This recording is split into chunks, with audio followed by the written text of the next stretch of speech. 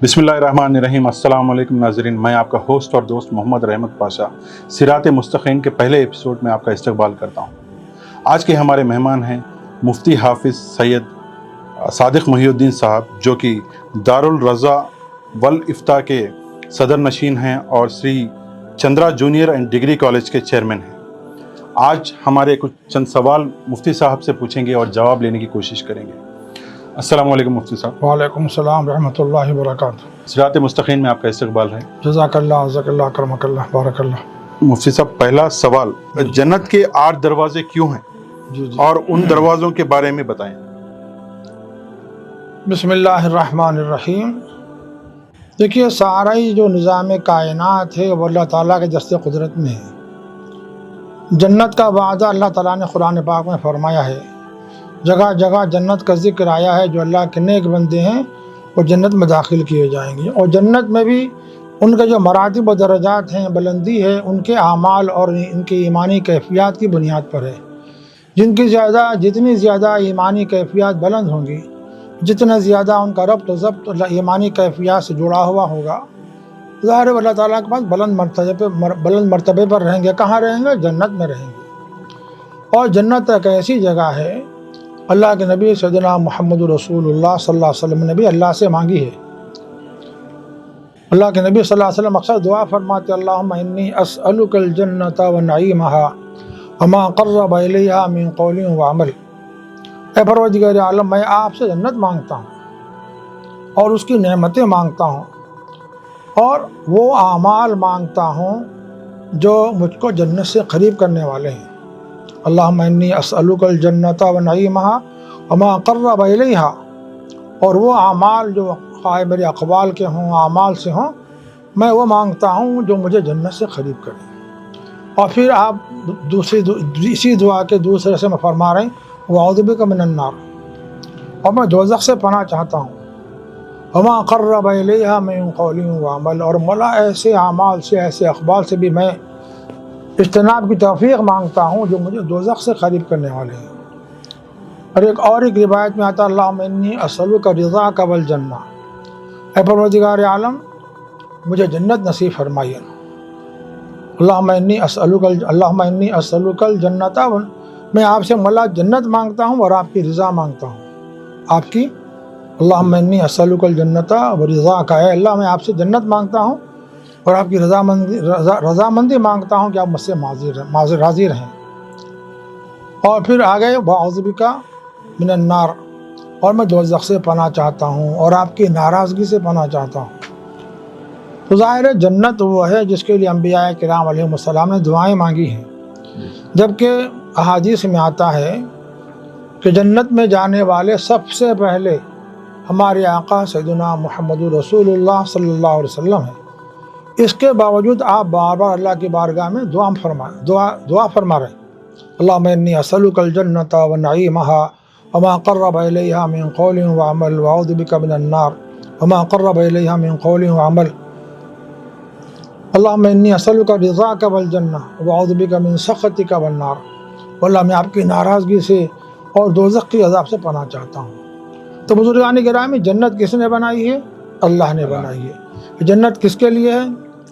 अल्लाह ताला के नेक बंदों के लिए है। अभी इस जन्नत के दरवाज़े कितने होने चाहिए वो अल्लाह ताला के इल्म में है, लेकिन अहादीस के ततब्बो, उसमें तलाश करने से जो मालूमात होती हैं, उसमें ये मालूम होता है कि जन्नत के 8 दरवाज़े हैं। कोई ख़ास नाम वगैरह कुछ? हाँ, उसके नाम भी हैं। जैसे एक दरवाज़े का नाम है बाबुल जिहाद, एक दरवाज़ा वो है जिससे मुजाहिदीन गुजरेंगे। मुजाहिदीन से मुराद वो भी हैं जो मैदान जंग में बातिल को शिकस्त देने के लिए, हक़ का कलिमा बुलंद करने के लिए अपनी जानों का नजराना पेश करते हैं। जी। यह जानों का नजराना पेश नहीं होता उनका, बल्कि वो अल्लाह ताला उनको ज़िंदा रखते हैं, लेकिन वो बहरहाल हक़ की बुलंदी के लिए अपनी ज़िंदगी लगाते हैं, मैदान जंग में जाते हैं, जान की परवाह नहीं करते, माल की परवाह नहीं करते, आल औलाद का कोई ख्याल नहीं रखते, बस समझते हैं कि मुझे अल्लाह की रज़ा के लिए जाना है।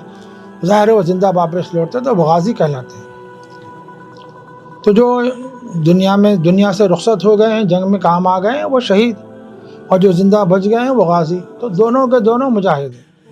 इसके अलावा मुजाहिदीन वो भी हैं جو اسلام کی اشاعت کے لیے دن رات زندگی اپنی وقف کیے ہوئے ہیں، علماء ہیں، صلحاء ہیں، جو انسانوں کی تربیت کرتے ہیں، ان کے نفس کا تزکیہ کرتے ہیں، اللہ کے جو نیک بند ہیں، صلحاء امت ہیں، وہ علماء ہیں جو مسلمانوں کو اللہ کا پیغام پہنچاتے ہیں، اللہ کی توحید کے تقاضے کیا ہیں وہ سکھاتے ہیں، نبی پاک صلی اللہ علیہ وسلم کے آداب کیا ہیں، ان کے کیا حقوق ہیں، ان کا کیا مرتبہ ہے وہ بتاتے ہیں، اسلام کیا ہے، اسلام کے تقاضے کیا ہے، یہ ساری باتیں امت کے سامنے، انسانی کے سامنے پیش کرتے رہتے ہیں۔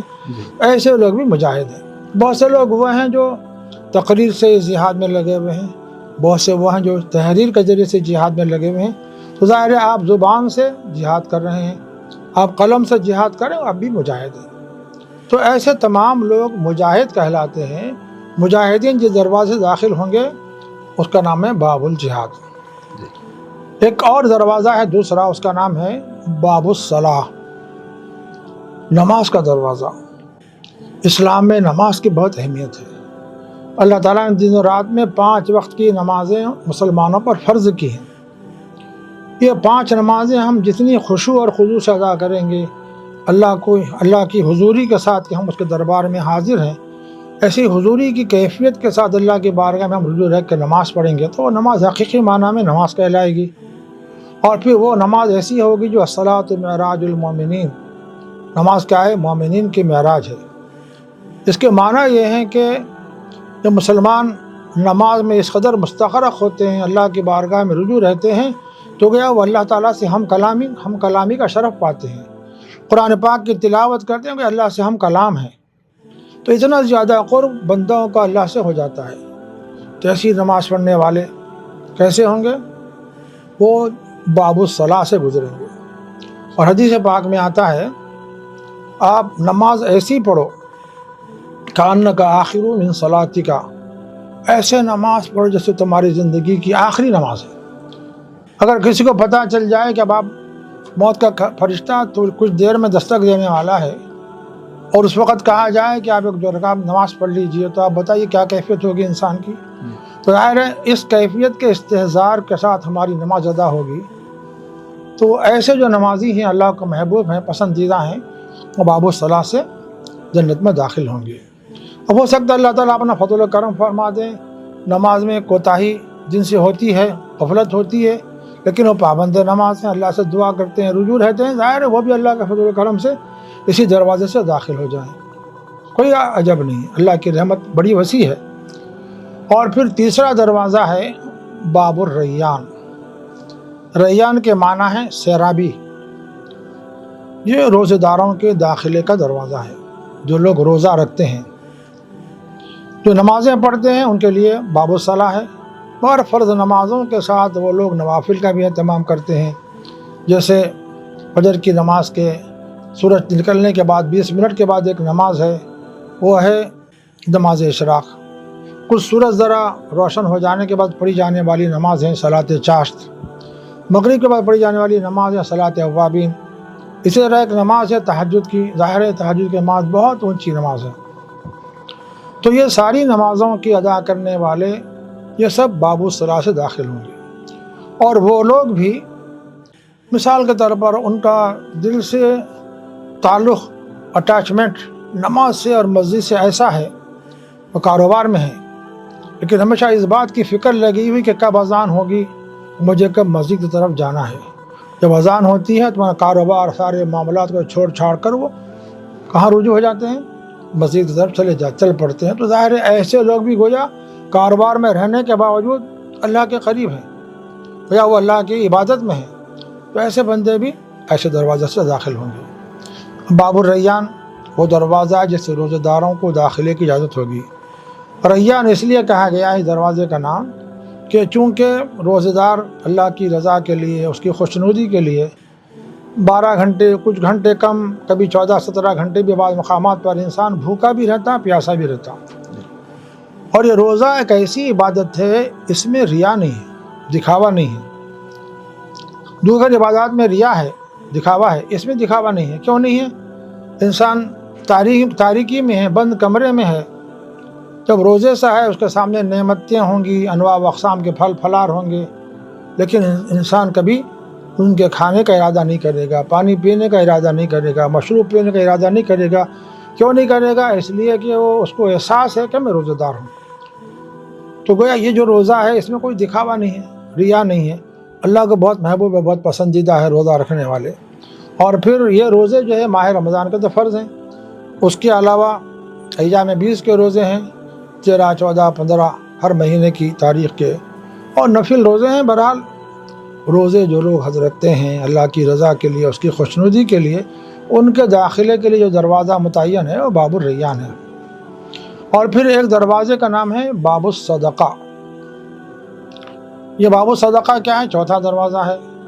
یعنی مطلب یہ ہے کہ جو زکوٰۃ پابندی سے ادا کرتے ہیں اور زکوٰۃ کی ادا کرنے کے ساتھ ساتھ اپنا مال اللہ کے راستے میں خرچ کرتے ہیں، اور جیسے اپنے بیوی بچوں کا حق ہے اس کو پوری طرح ادا کرتے ہیں، والدین کا حق ہے اس کو ادا کرتے ہیں، خاندان میں جو غریب غربا ہیں ان کا خیال کرتے ہیں، سوسائٹی میں، سماج میں جو لوگ پریشان حال ہیں ان کی پریشانیوں کو آسان کرتے ہیں، ان کی مدد کرتے ہیں، ان کی دستگیری کرتے ہیں، ان کی مصیبت میں ان کے کام آتے ہیں، تو ظاہر یہ ایسے لوگ ہیں جو باب الصدقہ سے داخل ہوں گے۔ یہ چوتھا دروازہ ہے۔ پانچواں دروازہ ہے باب الحج۔ جو حضرات حج ادا کرتے ہیں لیکن وہ حج کیسا ہو؟ اللہ کی رضا کے لیے، اللہ کی خوشنودی کے لیے۔ قرآن پاک میں فرمایا گیا فَمَنْ فَرَضَ فِيهِنَّ الْحَجَّ وَلَا رَفَثَ وَلَا فُسُوقَ وَلَا جِدَالَ فِي الْحَجِّ۔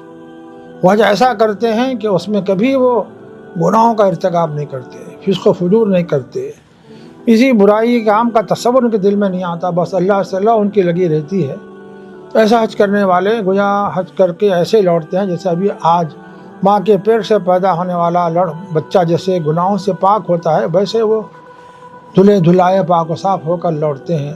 تو ایسے حاجی جو اس حج کے ثمرات، جو اس کے حج کے جو ثمرات ہیں اس پر باقی رہیں تا دم زیست، یعنی جو کچھ نعمتیں اللہ تعالیٰ نے ان کو فریضہ ادا کرنے سے عطا فرمائی اس کی حفاظت کرتے ہیں، تو ایسے بندوں کے لیے داخلے کے لیے کیا ہے؟ باب الحج ہے، جس سے وہ داخل ہوں گے۔ چھٹا دروازہ ہے باب الذکر، ذکر کا دروازہ۔ جو لوگ کثرت سے اللہ کا ذکر کرتے ہیں، نمازیں پڑھتے ہیں، روزے رکھتے ہیں، زکوٰۃ دیتے ہیں، حج کرتے ہیں، لیکن صبح و شام اللہ کے ذکر میں رہتے ہیں۔ یا ایھا الذین آمنوا اذکروا اللہ ذکرا کثیرا، اے ایمان والو کثرت سے ذکر کرو، کثرت سے ذکر کرو۔ یا ایھا الذین آمنوا اذکروا اللہ ذکرا کثیرا وسبحوہ بکرۃ واصیلا۔ صبح و شام مطلب ہے کہ ہمیشہ اللہ کی تسبیح اور اس کی حمد بیان کرتے رہو۔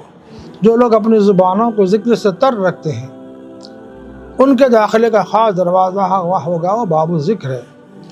نبی رحمت سیدنا محمد رسول اللہ صلی اللہ علیہ وسلم کی خدمت اقدس میں ایک صحابی حاضر اور عرض کیا یا رسول اللہ مجھے کوئی نصیحت فرمائیے، مجھے کوئی نصیحت فرمائی۔ تو آپ صلی اللہ علیہ وسلم نے اپنی زبان کو اپنی دونوں انگلیوں میں پکڑ لیا اور فرمایا کہ ہمیشہ آپ کی زبان ذکر سے تر رہے، آپ کی زبان ہمیشہ وَلِسَانُكَ رَطْبٌ مِّن ذِكْرِ اللَّهِ، وَلِسَانُكَ رَطْبٌ مِّن ذِكْرِ اللَّهِ۔ کوشش کرو کہ تمہاری زبان ہمیشہ اللہ کے ذکر سے تر رہے۔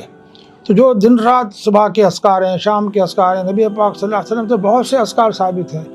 مصائب و آلام و مشکلات میں کیا دعائیں مانگی جائیں، مصیبت زدہ لوگوں کو دیکھ کر کیا دعائیں مانگی جائیں، بہرحال ایک دعا کا بہت بڑا باب ہے، اور اتنا قیمتی خزانہ ہے، اتنا قیمتی خزانہ ہے کہ دنیا جہاں کے سارے ہیرے جواہرات آپ ایک طرف لا کر ڈھیر لگا دیں، وہ اس دعاؤں کی جو برکتیں ہیں، فیوزات ہیں، اس کے سامنے وہ ہیچ ہے۔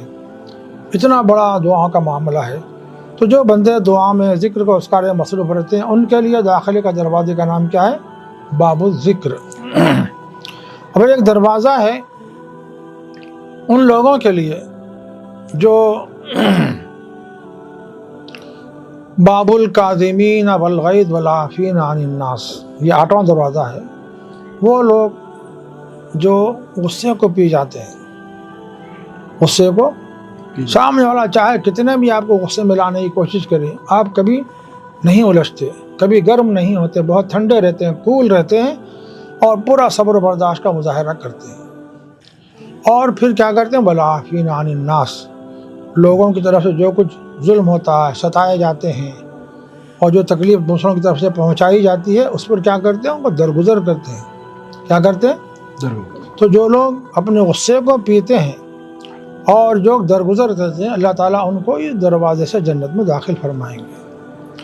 حدیث پاک میں آتا ہے کہ دنیا میں سب سے زیادہ اجر والا گھونٹ وہ ہے کہ انسان اپنے غصے کو پی جائے. کیا کرے؟ اپنے غصے کو پی جائے. وہ جو انسان غصے کو پی جائے گا وہ بہت اعلیٰ مشروب ہے. ساری پینے کی چیزوں میں بہت اعلیٰ چیز ہے. جب بندہ یہ اس پر کاربند ہو جاتا ہے لوگوں پہ، کبھی غصے میں نہیں آتا، غصے کا جواب غصے سے نہیں دیتا، بلکہ دوسروں کی طرف سے ظلم ہو غصے کو پی جاتا ہے، تو ظاہر ایسے لوگ، ایسے بندے کہاں سے داخل ہوں گے؟ باب الکاظمین والغیظ والعافین عن الناس، یعنی غصے کو پی جانے والے اور لوگوں سے درگزر کرنے والے جو لوگ ہیں ان کے لیے دروازہ اللہ تعالیٰ نے متعین فرمایا ہے. تو اس طرح جنت کے 8 دروازوں کا ذکر احادیث پاک کے حوالے سے آیا ہے. باقی اور کیا کیا کیفیات ہیں ہم اس عالم میں رہ کر اس کا احاطہ نہیں کر سکتے. اگلا سوال پوچھنے سے پہلے دوستوں، اگر آپ کا بھی کوئی سوال ہو تو ضرور اپنا سوال کمنٹ کیجئے. اگلے ایپیسوڈ میں جو بھی ہمارے مہمان ہوں گے ان سے وہ سوال پوچھا جائے گا اور آپ کا جواب آپ کو مل جائے گا. اگر سوال پرسنل ہے تو آپ انسٹاگرام میں مجھے ڈی ایم بھی کر سکتے ہیں. ڈسکرپشن میں انسٹاگرام کا آئی ڈی دیا ہے، وہاں سے آپ مجھے ڈی ایم ضرور کریں اپنا پرسنل سوال. اگلا سوال ہے جی یہ آج کے زمانے میں اللہ کی راہ میں خرچ کرنے والے لوگ بہت کم ہیں. جی تو ایک واقعہ اسلامی تاریخ میں نہر زبیدہ کا آتا ہے. جی ذرا اس کے بارے میں پورا واقعہ تھوڑا ڈیٹیل میں بتائیں.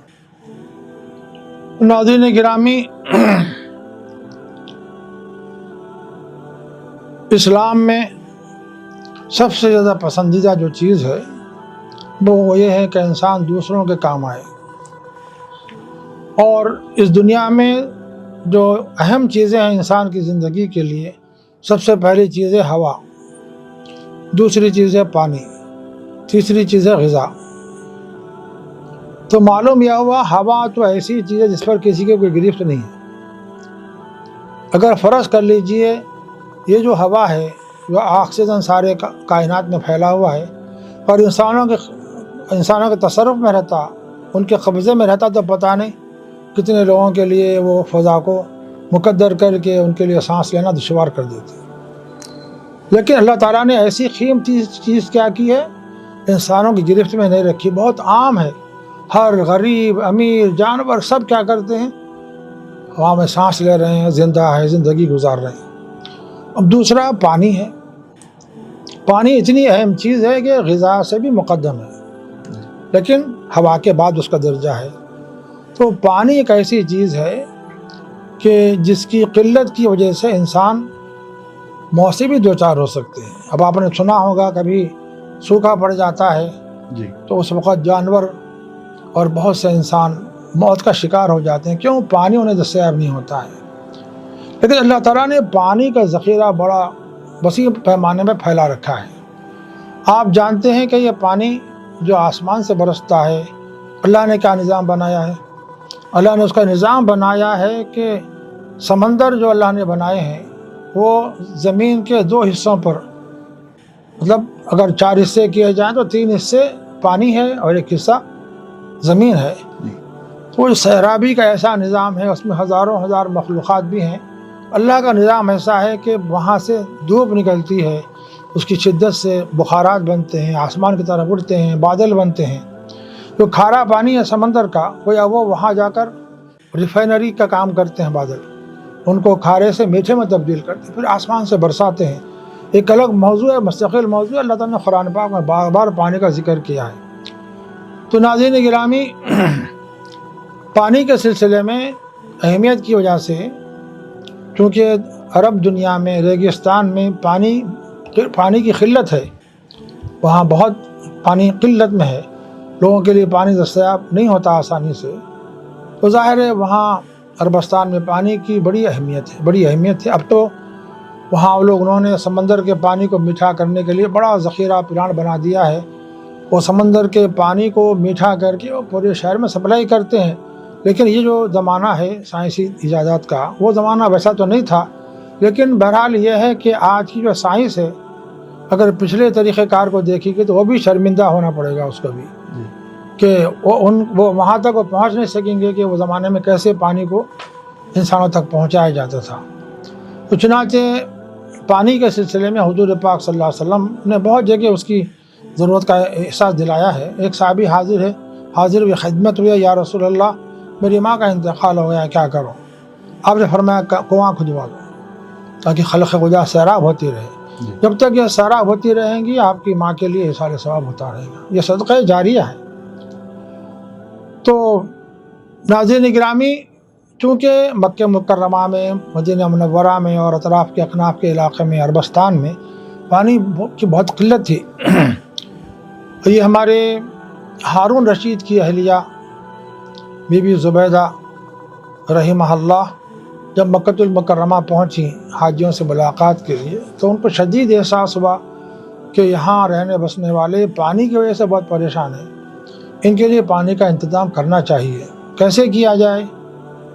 تو اس کے انہوں نے ماہر انجینئروں کو جمع کیا، اور جمع کر کے انہوں نے ان کو بتایا کہ کسی بھی صورت میں مجھے چاہیے کہ یہ پانی کا بندوبست ہو، یہ جو پانی کی تکلیفیں دور ہو۔ اس کے لیے ہر کدال پر 1 دینار بھی اگر خرچ ہوتا ہو تو کوئی پرواہ کی بات نہیں، آپ ضرور خرچ کریں، لیکن بہرحال کسی طرح پانی پہنچانے کا انتظام کریں۔ تو عام طور پر شہرت یہ ہے کہ یہ دجلہ سے، وہاں سے دجلہ وہاں سے یہ پانی لایا گیا ہے، یہ صحیح بات نہیں ہے۔ جی، اس میں انسانوں کو تھوڑا سا سمجھے، تاریخ دانوں کی وجہ سے تھوڑی سمجھیے کہ غلط فہمی ہو گئی ہے۔ ایک ہے درب زبیدہ اور ایک ہے نہر زبیدہ۔ درب زبیدہ کا معاملہ یہ ہے کہ بغداد سے مکۃ المکرمہ تک آنے کے لیے جو شارع انہوں نے بنائی تھی اس کا نام ہے درب زبیدہ۔ جی، اور یہ جو نہر زبیدہ ہے اس کا مسئلہ یہ ہے کہ مکۃ المکرمہ کے قریب پہاڑیوں میں سمجھیے ایک جگہ ہے، اور اس جگہ کا نام جو ہے وہ وادی نعمان ہے۔ کیا ہے اس کا نام؟ وادی نعمان۔ وادی نعمان سے پانی لانے کے لیے انہوں نے مشورہ دیا، ماہر انجینئروں نے مشورہ دیا، چنانچہ وادی نعمان سے پانی لایا گیا۔ کیسے لایا گیا؟ بڑی مشکلات سے، کہیں ڈھلاؤ ہے، اتار ہے، کہیں چڑھاؤ ہے، تو پانی کیسے پہنچایا جائے؟ تو اس کے لیے جو اس وقت تدبیر تھی، سائنسی تدبیر، اس وقت انہوں نے اختیار کی ماہر انجینئروں نے، اور یہ سمجھیے کہ انہوں نے یہ کرشمہ دکھایا کہ کیسے پانی ہم اتار سے چڑھاؤ پر، چڑھاؤ سے اتار سے کیسے پہنچا سکتے ہیں۔ یہ پوری کوشش کر کے وادی نعمان سے وہاں سے پانی مکۃ المکرمہ تک پہنچایا گیا۔ اور اس کے آج بھی جو ہے سمجھیے کہ باقیات، یعنی جو نہر زبیدہ کے جو باقیات ہیں، جو باقی حصے ہیں، جی، وہ جگہ جگہ آپ کو منا سے، عرفات سے، مزدلفہ سے گزرتے ہوئے نظر آئیں گے۔ جی، تو اس سلسلے میں انہوں نے کوشش کی الحمدللہ اسی لیے نہر زبیدہ کہا جاتا ہے کہ بی بی زبیدہ رحمہ اللہ نے یہ کام انجام دیا۔ جی، اب یہ بتایا جاتا ہے کہ یہ جو وادی نعمان سے پانی لایا گیا تھا، یہ دراصل وقت کے ماہرین نے 10 سال کے عرصے میں اس کام کو مکمل کیا۔ کتنے سال لگ گئے؟ 10 سال۔ 10 سال تک انہوں نے محنت کی، مجاہدہ کیا، تب کہیں جا کر یہ ان کا کام پورا ہوا۔ اور یہ جو نہر زبیدہ تھی اس کی لمبائی 38 کلومیٹر تھی۔ کتنی تھی؟ 38 کلومیٹر۔ اور ایک اندازے کے مطابق اس منصوبے پر 170 دینار کی لاگت آئی ہے۔ 170 دینار، 170 ملین دینار، 170 ملین دینار کا خرچ عائد ہوا، تب کہیں جا کے نہر زبیدہ سے پانی، نہر زبیدہ جو بنائی گئی تھی اس کا پانی مکۃ المکرمہ کو پہنچ سکا ہے۔ جی، اور آج اگر اس کا حساب لگایا جائے 1 دینار کا، تو تقریباً 1 دینار 10 گرام سونے کے برابر ہوگا۔ جی ہاں، 1 دینار 10 گرام سونے کے سونے کے برابر۔ اب آپ سمجھ لیجئے کہ 170 ملین دینار کی کیا لاگت ہوگی۔ تو اس دور میں انہوں نے اتنا صرفہ کیا، اور اس طرح نہر زبیدہ جاری ہوئی۔ الحمدللہ مکۃ المکرمہ میں رہنے والے اس سے اپنی تشنگی بجھاتے رہے، اپنے ضروریات کی تکمیل کرتے رہے۔ یہ سلسلہ عرصے دراز تک جاری رہا، لیکن جب آگے چل کر کچھ حالات ایسے پیدا ہو گئے کہ اس میں کچھ رکاوٹیں آ گئی، اور اس طرح وہ نہر اب مسدود ہو گئی ہے۔ جی اور ایک دور میں کوشش کی گئی تھی کسی طرح پر اس کو زندہ کیا جائے، تو اس پر کیا صرفہ آئے گا، اس کے لیے سعودی بادشاہوں نے اس کا تخمینہ طلب کیا تھا، لیکن اس کے بعد بہرحال ایک لمبی تاریخ ہے اس کی، کیونکہ آج کل اس کی ضرورت باقی نہیں رہی ہے، جی دوسرے ذرائع سے اس کی تکمیل ہو رہی ہے، اس لیے اس کی طرف اتنی توجہ باقی نہیں رہی ہے۔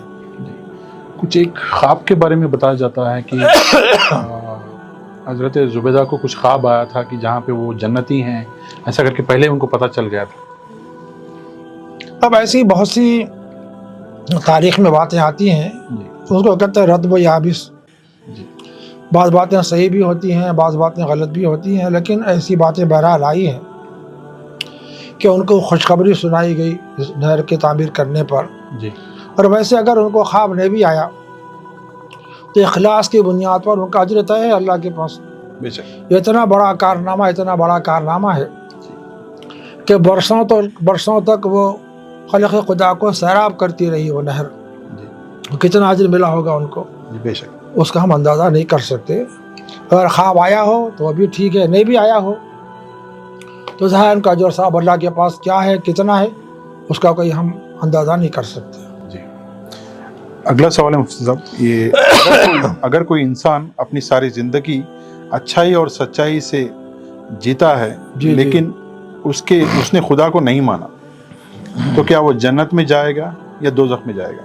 ذرا تفصیل سے بتائیں۔ اور بھائی ایک مرتبہ پھر اگر کوئی انسان اپنی ساری زندگی اچھائی اور سچائی کی زندگی جیتا ہے لیکن اس نے خدا کو نہیں مانا تو کیا وہ جنت میں جائے گا یا دوزخ میں جائے گا؟ میں اس کو اس بات سے وضاحت کروں گا، اس بات سے اس کی وضاحت کروں گا کہ فرض کر لیجئے ہم کسی کمپنی میں ملازم ہیں، کسی عہدے پر فائز ہیں، ہم اس عہدے پر فائز رہتے ہوئے اپنے جو مالک ہیں، ہمارے جو باس ہیں، ان کی بات نہیں مانتے تو ظاہر ہے اس دنیا میں کیا فائدہ ہے اس کا؟ کیا ان کو انعام و اکرام سے نوازا جائے گا، تمغہ افتخار دیا جائے گا؟ نہیں ایسا ہے؟ نہیں جب ایسا نہیں ہے، یہ سمجھنے کے لیے آسان بات ہے، ہم چاہے کتنے خیر خواہ ہوں، کتنی ہم نے نیکیاں کی ہوں، خلق خدا کو فائدہ پہنچایا ہو، نیکیوں کو ذخیرہ جمع کر لیا ہو آخرت میں ہمارے لیے کہ ہم کام آئے، ہم اس فکر کے ساتھ ہم نے محنت کی ہے، کوشش کی ہے، جد و جہد کی ہے۔ جیسے کہ غیر مسلموں کا عقیدہ ہے کہ وہ تناسخ کے قائل ہیں، مطلب یہ ہے کہ ایک زندگی یہ ہے، اللہ تعالیٰ کیا کرتے ہیں پھر دوسری زندگی ان کو دوسرا جنم دیتے ہیں دنیا میں۔ جی جنت وغیرہ کا کوئی تصور نہیں ہے ان کے پاس، ان کا تصور یہ ہے کہ انسان جو ہے اسی طرح ان کی روٹنگ ہوتے رہتی ہے، جیسے پہلے زندگی میں ہم نے اچھے کام کیے ہیں تو آنے والی زندگی میں ہم کو اچھا انسان بنایا جاتا ہے، ہمارے کام برائی کے ہوتے ہیں تو اللہ تعالیٰ ہم کو جانوروں کی شکل میں دوبارہ بھیجتے ہیں۔ یہ جو عقیدہ ہے یہ اسلام کا عقیدہ نہیں ہے، یہ باطل عقیدہ ہے۔ اب ظاہر ہے جیسے کسی ہم کمپنی میں، کارخانے میں کام کرتے اپنے مالک کو نہیں مانتے ہیں تو ہم وہاں نہیں رہ سکتے، تو اللہ کی کائنات میں ہم رہتے ہیں، اس کی ہوا میں، اس کی فضا میں سانس لیتے ہیں، اس کے دھوپ سے، اس کی سورج سے، اس کی چاند کی روشنی سے فیضیاب ہوتے ہیں، ستاروں کی جلملاہٹ سے ہم کو فائدہ پہنچتا ہے، سمندروں سے، ندیوں سے، تالابوں سے ہم فائدہ اٹھا رہے ہیں، زمین سے جو کھیتی اگ رہی ہے یہ کون اگا رہا ہے؟ اس سے ہم مستفید ہو رہے ہیں، لیکن اس کی کائنات میں رہتے ہم چاہتے ہیں کہ اس کا انکار کریں، اس کو نہ مانیں، تو اس کو کیسے تمغہ افتخار سے نوازا جائے گا؟ تو اس لیے آپ نے چاہے کتنی نیکیاں کر لی ہو، کتنا زیادہ آپ نے انسانوں کو فائدہ پہنچایا ہو، سب کچھ کیا ہو، لیکن آپ نے اپنے مالک کو نہیں پہچانا، اپنے مالک کا عرفان حاصل نہیں کیا، اس کی عبادت نہیں کی، اس کی فرما برداری نہیں کی، تو آخرت میں اللہ کے پاس تمغہ افتخار نہیں پائیں گے، بلکہ آپ سزا کے مستحق ہوں گے۔ کیوں ہوں گے؟ جیسے آپ کسی کمپنی میں کام کرتے ہوئے آپ اگر وہاں کے انتظامیہ کی آپ بات نہیں مانتے ہیں، آپ اس کی خلاف ورزی کرتے ہیں تو ظاہر ہے کمپنی سے آپ برخاست کر دیے جاتے ہیں۔ لیکن اللہ کا بڑا احسان یہ ہے کہ اتنی زیادہ اللہ کی نافرمانی کرنے کے باوجود اس کی توحید کو نہیں ماننے کے باوجود اللہ نے ان کو زندگی دی ہے، زندگی کے لوازمات سے ان کو اللہ تعالیٰ نے فیضیاب کیا ہے، ان کے لیے اسباب بنائے ہیں کہ وہ زندگی میں راحت و آرام کی زندگی گزاریں۔ البتہ احادیث پاک میں آتا ہے کہ جو لوگ اللہ کو نہیں مانتے لیکن دنیا میں بہت اچھے کام کرتے ہیں، نیکی پر قائم رہتے ہیں، سچ بولتے ہیں، جھوٹ نہیں بولتے، ظلم نہیں کرتے اور انتقام نہیں لیتے، کسی سے غصہ نہیں کرتے، یہ سارے اوصاف کے حامل لوگ دنیا میں ہیں، اللہ کو نہیں مانتے، تو اللہ تعالیٰ اپنے فضل و کرم سے ان کے لیے دنیا کے اچھے اسباب بنا دیتے ہیں، ایسے اسباب بناتے ہیں کہ ان کے لیے راحت و آرام کی زندگی جیسی کوئی کیفیت ہو جاتی ہے ان کو۔ تو اس لیے جو کچھ ان کو صلہ ملنا ہے اللہ تعالیٰ دنیا میں دیتے ہیں، آخرت میں وہ صلے سے جنتی نہیں ہوں گے، جنت میں نہیں جائیں گے وہ۔ جی کیوں نہیں جائیں گے؟ اس لیے کہ اپنے مالک کو نہیں پہچانے۔ جی اللہ تعالیٰ کا ارشاد ہے وما خلقت الجن والانس الا لیعبدون، ہم نے جنوں کو اور انسانوں کو کیوں پیدا کیا ہے؟ تاکہ اپنے خالق و مالک کی معرفت حاصل کریں، اس کی عبادت کریں۔ جی اللہ کی معرفت حاصل کرنے کے لیے یہ سارا نظام کائنات کافی ہے کہ ایک انسان ماننے پر مجبور ہو جائے گا کہ اتنا بڑا نظام، اس میں کوئی کبھی کمی بیشی نہیں ہوتی، سورج اپنے وقت پر نکلتا ہے، کبھی تاخیر نہیں ہوتی، چاند اپنے وقت پر نکلتا ہے، سورج اپنے وقت پر غروب ہوتا ہے، اور یہ سارا نظام ہے اپنے وقت کے پابند ہے، انسانوں کی خدمت میں لگا ہوا ہے۔ تو ایسے نظام سے استفادہ کرتے ہوئے ہم کو تو فوری اللہ تک پہنچ جانا چاہیے کہ سارا نظام کوئی ہے، اس کا بنانے والا ہے، اس کا کوئی بنانے والا ہے۔ چنانچہ ایک واقعہ تاریخ میں آتا ہے، ایک صاحب بہت تقریر کر رہے تھے، ایک جگہ تقریر کر رہے تھے کہ دیکھو بھائیو، آپ کا دل ہے، نظر آ رہا، نظر نہیں آ رہا، آپ کے سر میں دماغ ہے، نظر آ رہا، نظر نہیں آ رہا، نظر نہیں آ رہا، لیکن اللہ تعالیٰ بھی نظر نہیں آ رہا، تو مطلب یہ ہے کہ ہم اللہ نہیں ہیں۔ ایسی اس نے بحث کی تو ایک صاحب، بہت سے لوگ جواب نہیں دے سکے، ایک صاحب آئے اس کے پاس ٹھہرے، اے لوگوں اس کو دیکھ رہے ہو، اس کو دیکھ رہے ہو؟ جو دیکھ رہے ہیں اس کو۔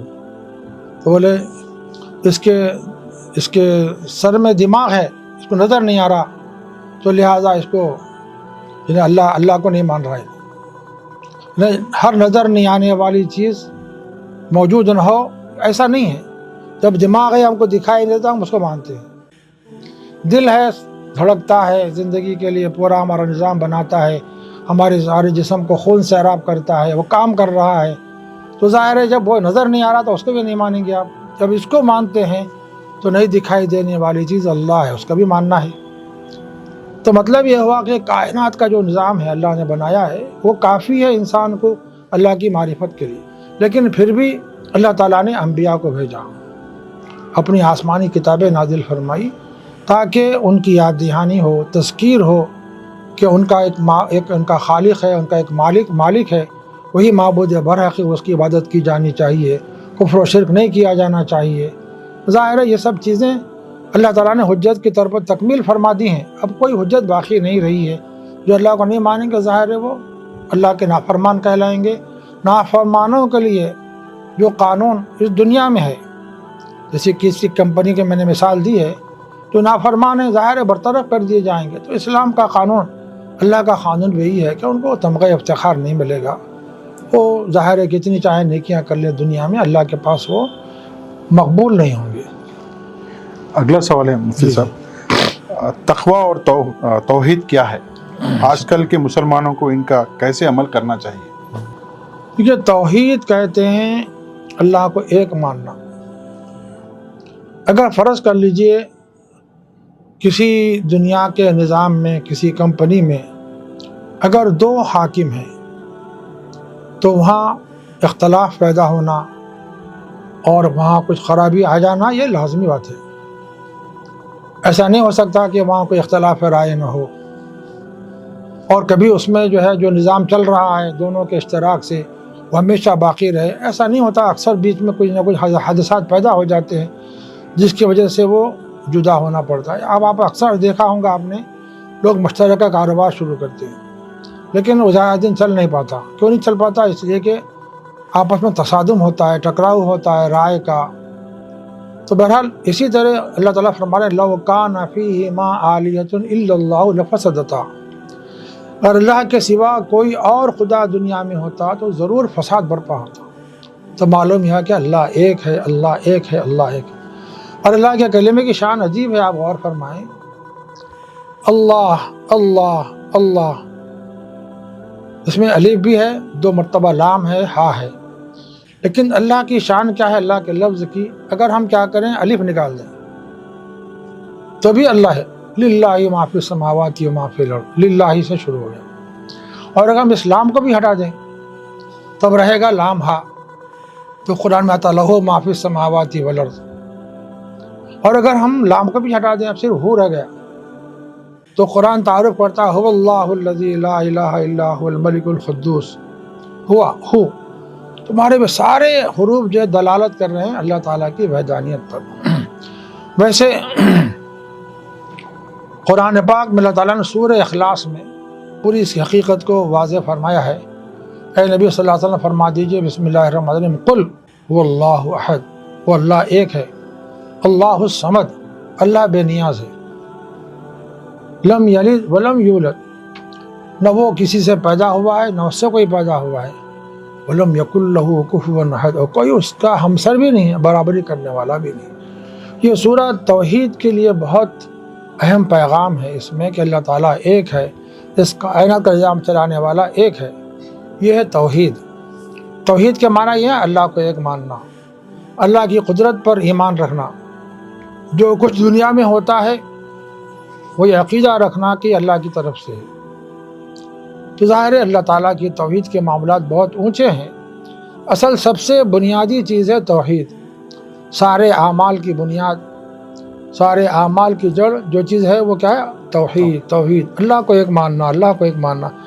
ہم جب اللہ پر ایمان رکھیں گے، اللہ کو ایک مانیں گے، تو پھر ساری باتیں ہماری سمجھیے اللہ کے راستے میں صحیح ہو سکتی ہیں، ورنہ پھر اللہ کو نہ مانیں تو ظاہر ہے یہ ایسی بات ہے جیسے ہم اپنے محسن کو نہ مانیں، اس کے احسانات کے باوجود ناشکری کریں اور اس کی شکایت کریں، اس کو نقصان پہنچائیں، تکلیف پہنچائیں، تو یار دنیا کے نظام میں ایسے انسان کو کہا جاتا ہے محسن احسان فراموش۔ کیا کہا جاتا ہے اس کو؟ احسان فراموش۔ ظاہر اللہ تعالیٰ منعم حقیقی، محسن حقیقی ہے، تو ہم اس کا انکار کریں گے، اس کی یکتائی کو نہیں مانیں گے، اس کی قدرت کو نہیں مانیں گے، کائنات کا وہ خالق و مالک ہی نہیں مانیں گے، تو ظاہر ہے یہ سب توحید کے خلاف ہے۔ تو اللہ کو ایک ماننا بنیادی عمل ہے۔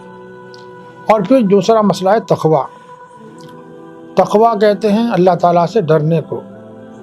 ڈرنے سے مراد یہ نہیں ہے جیسے ہم شیر سے ڈرتے ہیں اور کسی ایسے شخص سے ڈرتے ہیں جو پہلوان ہے، غنڈا ہے، شودا ہے جسے کہتے ہیں، اس سے ڈرتے ہیں، یہ ڈرنا مراد نہیں ہے۔ ڈرنے کے معنی یہ ہیں کہ ہم اللہ کی رضا پر ایسے راضی رہیں کہ جو کچھ ہوتا ہو صبر کریں، اور پھر اپنی زندگی کو اللہ کی رضا کے لیے خالص کریں، اور ہماری جو زندگی ہے پوری کی پوری تقویٰ کا عملی پیکر ہو۔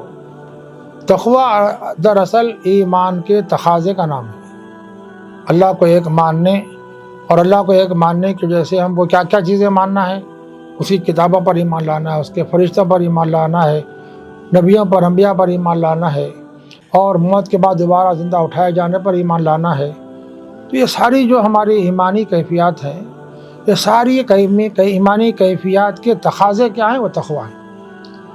اب تقویٰ ایک چھوٹا سا لفظ ہے، لیکن اس کے اندر اعمال کی پوری دنیا سمائی ہوئی ہے۔ ہماری زندگی کا گوشہ اللہ کی رضا، اس کی خوشنودی کے لیے گزر رہا ہو، سمجھے، اسی کا نام تقویٰ ہے۔ ہمارا کوئی عمل اللہ کی رضا کے خلاف نہ ہو، ہمارا ایک قدم بھی اللہ کی ناراضگی کے لیے نہ اٹھے، اس کیفیت سے زندگی گزارنے کا نام ہے تقویٰ۔ اور قرآن پاک مولا نے جا بجا تقوی کا ذکر فرمایا، یا ایھا الذین آمنوا اتقوا اللہ، اے ایمان والو تقوی اختیار کرو، اے ایمان والو تقوی اختیار کرو۔ تو بار بار تقوی کو ایمان سے جوڑا گیا ہے، ایمان تقوی، ایمان تقوی۔ تو اس کا معلوم یہ ہوا کہ ایمان کے جو ثمرات ہیں، ایمان کے جو ثمرات ہیں، جو نتائج ہیں، وہ ہے تقوی۔ مطلب یہ کہ تقوی کیا ہے؟ انسان کی پوری زندگی کو محیط ہے کہ وہ سب اللہ کی رضا کی، اس کی خوشنودی کے دائرے میں ہو۔ تو یہ ہے تقویٰ، مختصر الفاظ میں کہا جائے تو، اور قرآن پاک میں جا بجا تقویٰ کا ذکر فرمایا ہے، تو اسی کا نام تقویٰ ہے۔ مختصر یہ ہے کہ ایمان اللہ پہ رکھنا جیسے اس کے تقاضے ہیں پوری تکمیل کے ساتھ، اور پھر ایمان کے جو تقاضے ہیں اعمال اچھے اختیار کرنا، وہ ایمان کے تقاضے ہیں۔ اگر یہ انسان اگر مومن ہے لیکن ایمان کے تقاضوں میں کمی کوتاہی ہو رہی ہے تو اللہ معاف فرما سکتا ہے، توبہ قبول کر سکتا ہے۔ لیکن اگر کوئی ایمان ہی نہ لائے لیکن اس کے جو تقاضے ہیں اس کی تکمیل ہوتی رہے، ظاہر ہے وہ آخرت کے ثمرات سے محروم رہے گا۔ اگلا سوال ہے، قرآن میں تورات اور انجیل کا ذکر آتا ہے، جی ان کے بارے میں بتائیں، اور کیا ہم کو وہ کتابیں بھی پڑھنی چاہیے یا نہیں؟ اللہ سبحانہ و تعالیٰ نے 4 آسمانی کتابیں نازل فرمائی ہیں، اس میں ہے تورات، زبور، انجیل، قرآن مجید، یہ 4 آسمانی کتابیں۔ اس کے علاوہ بہت سے صحیفے اللہ نے نازل فرمائے، صحیفے جیسے وہ صحف ابراہیم و موسیٰ، سبح اسم ربک الاعلیٰ کے آخر میں ذکر ہے، تو بہت سے صحیفے بھی اللہ نے نازل فرمائے، ان کی کوئی تعداد مقرر نہیں ہے، لیکن جو بڑی آسمانی کتابیں ہیں اس میں تورات ہے، زبور ہے، انجیل ہے اور قرآن مجید ہے۔ تو اللہ تعالیٰ نے زبور حضرت داؤد علیہ السلام پر نازل کی ہے، اور پھر انجیل حضرت عیسیٰ علیہ السلام، موسیٰ علیہ السلام پر، اور تورات جو ہے حضرت عیسیٰ علیہ السلام پر نازل فرمائی ہے۔ تو ساری کتابوں میں اللہ کے نبی صلی اللہ علیہ وسلم کا تعارف فرمایا گیا ہے، چونکہ جتنے انبیاء کرام دنیا میں آئے ہیں وہ ایک وقت کے لیے آئے، کسی خاص ملک کے لیے آئے، کسی خاص شہر کے لیے آئے، کسی خاص بولی بولنے والوں کے پاس انبیاء آئے، لیکن ان کی جو تشریف آوری تھی، ان کی جو بعثت تھی، وہ ساری انسانیت کے لیے نہیں تھی، لیکن ساری انسانیت کے لیے جو ان کی بعثت ہوئی ہے وہ ہم سب کی آقا مولا سیدنا محمد رسول اللہ صلی اللہ علیہ وسلم، جن پر اللہ تعالیٰ نے قرآن پاک نازل کیا ہے۔ تو چونکہ آپ آخری نبی ہیں، خاتم النبیین ہیں، آپ کے بعد کوئی نبی آنے والا نہیں ہے، اس لیے پوری جتنی آسمانی کتابیں اور صحیفے نازل ہیں ان سب میں اللہ کے نبی صلی اللہ علیہ وسلم کا ذکر ہے۔ تو چنانچہ سورہ صف میں حضرت عیسیٰ علیہ السلام کے سلسلے میں آیا ہے کہ عیسیٰ علیہ السلام بذکر، اللہ تعالیٰ فرماتے ہیں کہ عیسیٰ علیہ السلام جب اللہ تعالیٰ کی بارگاہ میں یہ پیش ہوئے تو انہوں نے یہ بیان کیا کہ اے بنی اسرائیل، میں تمہاری طرف نبی بنا کر بھیجا گیا ہوں، انی رسول اللہ علیکم، انی رسول اللہ علیکم۔ وَإِذْ قَالَ عِيسَىٰ ابْنُ مَرْيَمَ، وَإِذْ قَالَ عِيسَىٰ ابْنُ مَرْيَمَ، یاد کرو اس وقت کو جب عیسیٰ ابن مریم نے کہا، کیا کس سے خطاب کیا؟ وَإِذْ قَالَ عِيسَىٰ ابْنُ مَرْيَمَ یا بنی اسرائیل انی رسول اللہ علیکم، میں تمہارے پاس رسول بنا کر بھیجا گیا ہوں، تو تم مجھ پر ایمان لاؤ، میرے پیغام کو قبول کرو تاکہ تم کو نجات حاصل ہو۔ اور اس کے بعد فرمایا مصدقم، اور میں تصدیق کرنے والا ہوں، میں تصدیق کرنے والا ہوں اس کتاب کی جو تم سے پہلے، ہمارے سے پہلے نازل ہوئی ہے۔ اب اس کے بعد فرما رہے ہیں کہ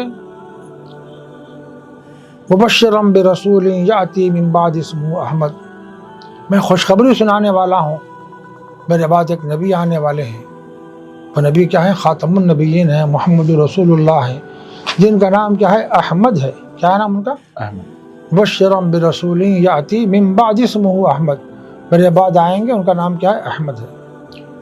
اب بتایا جاتا ہے کہ جتنی اور بہت سی کتابیں اور مذاہب کی ہیں، جیسے گیتا ہے اور ان کے جو بہت سی کتابیں جو مذہبی ہیں، ان کتابوں میں بھی اللہ تعالیٰ نے نبی کریم صلی اللہ علیہ وسلم کا اس میں بھی ذکر ملتا ہے،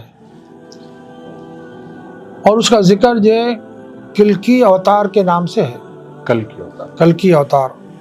اور جتنے بھی محققین ہیں انہوں نے یہ ثابت کرنے کی کوشش کی ہے کہ جو اوصاف اس میں بیان کیے گئے ہیں وہ سارے اوصاف سیدنا محمد رسول اللہ صلی اللہ علیہ وسلم بطرز جم موجود ہیں، اور انہی کی آمد کی خبر وہ کتابوں میں دی گئی ہے۔ لیکن وہ چونکہ منزل من اللہ ہے یا نہیں ہے ہم کو اس کا پتہ نہیں ہے، اس کا علم نہیں ہے، نہ قرآن میں اس کا ذکر ہے نہ حدیث میں ذکر ہے، ہمارا اس پر ایمان تو نہیں ہے، لیکن 4 آسمانی کتابوں پر ہمارا ایمان ہے، صحیفوں پر ہمارا ایمان ہے، اس میں نبی پاک صلی اللہ علیہ وسلم کی آمد کی خوشخبری اور پیشین گوئی دی گئی ہے۔ ہر آنے والے نبی آپ صلی اللہ علیہ وسلم کی آمد کی خوشخبری سناتے رہے ہیں، یہاں تک کہ عیسیٰ علیہ السلام نے بھی آخر میں سب سے نبی پاک صلی اللہ علیہ وسلم کی بعثت مبارکہ کی خوشخبری سنائی ہے۔ تو اس سے اللہ کے نبی صلی اللہ علیہ وسلم کا تعارف جو ہے پوری آسمانی کتابوں میں ہے، پورے صحف میں ہے، صحیفوں میں ہے۔ تو ہمیں یہ کتابیں پڑھنی چاہیے؟ کتابیں پڑھنے کا جہاں تک تعلق ہے، چونکہ جس طرح نبی پاک سیدنا محمد رسول اللہ صلی اللہ علیہ وسلم آخری نبی ہیں، خاتم النبیین ہیں، آپ کے بعد کوئی نبی آنے والے نہیں ہیں، اسی طرح آپ پر جو قرآن حکیم اللہ کا کلام نازل ہوا ہے وہ بھی آخری کلام ہے، ابدی کلام ہے، قیامت تک آپ صلی اللہ علیہ وسلم کی نبوت بھی باقی ہے، اور وہ کتاب ہدایت قرآن مجید بھی آخر حشر تک باقی رہنے والی ہے۔ اللہ تعالیٰ نے اس کی حفاظت کا وعدہ فرمایا ہے، انا نحن نزلنا الذکر وانا لہ لحافظون، ہمیں نے قرآن کو نازل کیا ہے، ہم اس کی حفاظت کرنے والے ہیں۔ پچھلی کتابوں کے بارے میں کہیں ذکر نہیں ہے کہ اللہ اس کی حفاظت فرمائیں گے، قرآن کے بارے میں اللہ کا وعدہ ہے کہ ہم ہی اس کے نازل کرنے والے ہیں، ہم ہی اس کے محافظ بھی ہیں۔ الحمدللہ وہ قرآن پاک محفوظ ہے، کئی مرتبہ سازشیں ہوئی ہیں، قرآن پورے جلا دیے گئے ہیں، آج بھی اگر کوئی قرآن پاک کے پورے نسخے جلا دے، ضائع کر دے، کوئی بات نہیں، اللہ تعالیٰ نے کئی انسانوں کے سینوں میں قرآن کو محفوظ کر دیا۔ آپ بیٹھیجئے پھر دوبارہ کتابت کر لیجئے ان سے سن کے، معصوم بچے بھی حافظ ہیں، نوجوان لڑکیاں بھی حافظ ہیں، چھوٹی بچیاں بھی حافظ ہیں، اور بڑی عمر کی خواتین بھی حافظ ہیں، بڑی عمر کے مرد بھی حافظ ہیں، اربوں خربوں انسان ہیں اس دنیا میں جو قرآن کے حافظ ہیں، جو الف لام سے لے کے والناس تک ایک نشست میں سنا سکتے ہیں۔ تو جب کبھی ایسا اللہ نہ کرے نہیں ہوں گا ایسا، لیکن کبھی ہو جائے تو بہرحال اللہ تعالیٰ کا حفاظت کا ذمہ ہے، وہ قرآن ہمیشہ کے لیے محفوظ ہے، اس کے الفاظ بھی محفوظ ہے، اس کے جو مفاہیم احادیث سے ثابت ہیں وہ بھی محفوظ ہے۔ ظاہر ہے اب یہ نظام آخر تک چلے گا، تو دوسری کتابیں کیوں نہیں پڑھنی چاہیے؟ دوسری کتابیں چونکہ منسوخ ہو چکی ہیں۔ کیا ہو چکی ہیں؟ قرآن ناسخ ہے، دوسری کتابیں کیا ہیں؟ منسوخ ہے۔ اب جیسے اگر ہمارے پاس کوئی دستور بنتا ہے، قانون بنتا ہے، تو یہ نیا دستور قانون کیا ہوتا ہے؟ ناسخ ہوتا، پہلے کے قوانین کیا ہو جاتے؟ منسوخ ہو جاتے۔ اگر ہم کسی مسئلے کو عدالت میں لے جائیں اور پہلے قانون کا حوالہ دیں گے تو کیا جج ہمارے موافق فیصلہ کرے گا؟ نہیں کرے گا۔ کیوں نہیں کرے گا؟ کہ وہ قانون اب کالعدم ہو گیا، وہ باقی نہیں رہا ہے۔ تو اسی طرح جو ساری کتابیں آسمانی پہلے نازل ہوئی تھی، تو چونکہ اللہ تعالیٰ کو منظور تھا کہ ایک مکمل ضابطۂ حیات انسانیت کو دیا جائے، وہ قرآن مجید ہے۔ اب اس کے بعد کسی اور چیز کی ضرورت باقی نہیں رہی ہے، اس لیے اس کو نہیں پڑھنا چاہیے، ایک بات۔ دوسری بات یہ ہے کہ ایک صحابی پڑھ رہے تھے تو اللہ کے نبی صلی اللہ علیہ وسلم نے منع فرمایا، اور اس لیے منع فرمایا کہ وہ پڑھنے کا کوئی حاصل نہیں ہے۔ جب کوئی حاصل نہیں ہے تو پڑھنے کا کوئی فائدہ نہیں ہے۔ ایسی چیز پڑھنا چاہیے جس سے وہ فائدہ پہنچتا ہے۔ مثال کے طور پر جو قوانین منسوخ ہو گئے ہیں، بس دن رات ان کے حاصل کرنے میں اپنی توانائیاں صرف کر رہا ہوں تو اس کا کوئی حاصل نہیں ہے۔ تو ظاہر ہے اسی لیے قرآن پاک کیا ہے؟ ناسخ ہے، ساری کتابیں وہ منسوخ ہے، اس لیے کو نہیں پڑھنا چاہیے۔ بتا رہے تھے مفتی صاحب کہ ایک جگہ کے لیے ایک نبی آئے ہیں، پرانے جو جتنے بھی آئے ہیں، تو کیا اسلام کے تاریخ میں کبھی 2 نبی ایک ساتھ آئے ہیں، کبھی رہے ہیں؟ دو نبی بھی رہے ہیں، جیسے حضرت موسیٰ علیہ السلام، حضرت ہارون علیہ السلام، ان کے بھائی ہیں۔ موسیٰ علیہ السلام بھی نبی ہیں، ہارون علیہ السلام بھی نبی ہیں۔ تو مختلف علاقوں میں ایسا ممکن ہے کہ رہے ہوں گے انبیاء، مختلف چونکہ قوموں میں آئے ہیں، مختلف ملکوں میں آئے ہیں، مختلف زبانوں میں آئے ہیں، ایک وقت میں کئی آئے ہیں یا مختلف اوقات میں آئے ہیں۔ بہرحال یہ مسئلہ اپنی جگہ ہے، ایسی چیزوں میں اس لیے نہیں پڑھتے کہ چونکہ اس کی تحقیق ہمارے سامنے نہیں ہے۔ تو مختصر یہ ہے کہ بہرحال اللہ کو بتانا یہ مقصود ہے کہ ہم نے انسانوں تک آسمانی پیغام پہنچایا ہے، انبیاء کا مبعوث کیا ہے۔ کوئی قوم، کوئی علاقے کے رہنے والے، کوئی زبان بولنے والے یہ دعویٰ نہیں کر سکتے کہ ہمارے پاس نبی نہیں آئے تھے، ان کی تعلیمات نہیں آئی تھی، ایسا کوئی دعویٰ نہیں کر سکتا۔ اگلا سوال ہے، یہ سوال انٹرنیٹ پہ بہت زیادہ پوچھا جا رہا ہے۔ جی جی سوال یہ ہے کہ حضرت نوح علیہ السلام کی اہلیہ اور حضرت لوط علیہ السلام کی اہلیہ دونوں دوزخ میں کیوں ہیں، جی جی اور فرعون کی اہلیہ جنت میں کیوں ہیں؟ حضرت نوح علیہ السلام، حضرت لوط علیہ السلام اللہ کے محبوب بنتے ہیں، پیغمبر ہیں۔ ان کی جو بیویاں ہیں انہوں نے آپ کا پیغام نہیں مانا، ان کو نبی تسلیم نہیں کیا۔ اللہ کو نبی تسلیم نہیں، ان کو نبی تسلیم نہیں کرنے کے معنی یہ ہے کہ اس نے اللہ کو نہیں مانا، آخرت کو نہیں مانا، اور فرشتوں کو نہیں مانا، موت کے بعد دوبارہ اٹھائے جانے پر اس کا ایمان نہیں ہے، ساری باتیں لازم آ جاتی ہیں۔ تو قرآن پاک میں ان کا ذکر کیا گیا ہے کہ کیوں دوزخ میں جائیں گے وہ۔ کوئی نام وغیرہ کچھ؟ ہاں، اس میں قرآن میں ذکر آیا ہے، لوط علیہ، ان کے نام کا تو ذکر نہیں ہے، جی، اس میں ذکر کیا گیا ہے۔ اللہ سبحانہ وتعالیٰ نے مثال دی ہے کس کی؟ وضرب اللہ مثلا للذین کفروا امرأة نوح وامرأة لوط، اللہ نے مثال دی ہے۔ وضرب اللہ مثلا للذین کفروا امرأة، کفر کرنے والوں کو اللہ نے مثال دی ہے۔ کس بات کی مثال دی ہے؟ امرأة نوح و امرأة لوط، کس کی؟ نوح کی بیوی اور لوط علیہ السلام، نوح علیہ السلام کی بیوی کی اور لوط علیہ السلام کی بیوی کی۔ کیوں؟ فخانتاہما، ان دونوں نے خیانت کی تھی۔ خیانت سے کیا مراد ہے؟ خیانت سے مراد یہ نہیں ہے کہ وہ اس میں شعار نہیں تھیں، کیونکہ انبیاء کرام علیہ السلام کے لیے اللہ کا وعدہ ہے کہ ان کی بیویاں پاک رہیں گی، تو عصمت و عفت کی تو وہ محافظ تھیں، لیکن کس چیز میں خیانت کی اس نے؟ اللہ کے پیغام میں خیانت کی، اللہ کے نبی کو نہیں مانا، نہ صرف نہیں مانا بلکہ ان کے خلاف رشتہ دوانائیاں کرتے رہے، سازش رچتے رہے، اور دشمنوں کے گروپ میں شامل ہو کر ان کی شکایتیں کرتے رہے، چغلی کھاتے رہے، غیبت کرتے رہے۔ کسی طرح نوح علیہ السلام کا جو کاز ہے وہ اللہ کا پیغام ہے، اس کی مخالفت کرتے رہے دونوں۔ کون دونوں؟ امرأۃ نوح اور امرأۃ لوط، دونوں نے۔ تو بس اللہ تعالیٰ نے مثال دی ہے، وضرب اللہ مثلا للذین کفروا امرأۃ نوح وامرأۃ لوط کانتا تحت عبدین من عبادنا فخانتاہما ولم یغنیا عنہما من اللہ شیئا وقیل ادخلا النار مع الداخلین۔ ان کو جو ہے نبی کی بیوی ہونا ان کو کوئی فائدہ نہیں پہنچایا۔ جی، فلم یغنیا عنہما من اللہ شیئا، کیوں نہیں فائدہ پہنچا؟ انہوں نے اللہ کے احکام کو نہیں مانا اور پیغمبر پہ ایمان نہیں لیا، ان کا جو پیغام لایا تو اس پر ایمان نہیں لایا۔ اس لیے کیا ہے؟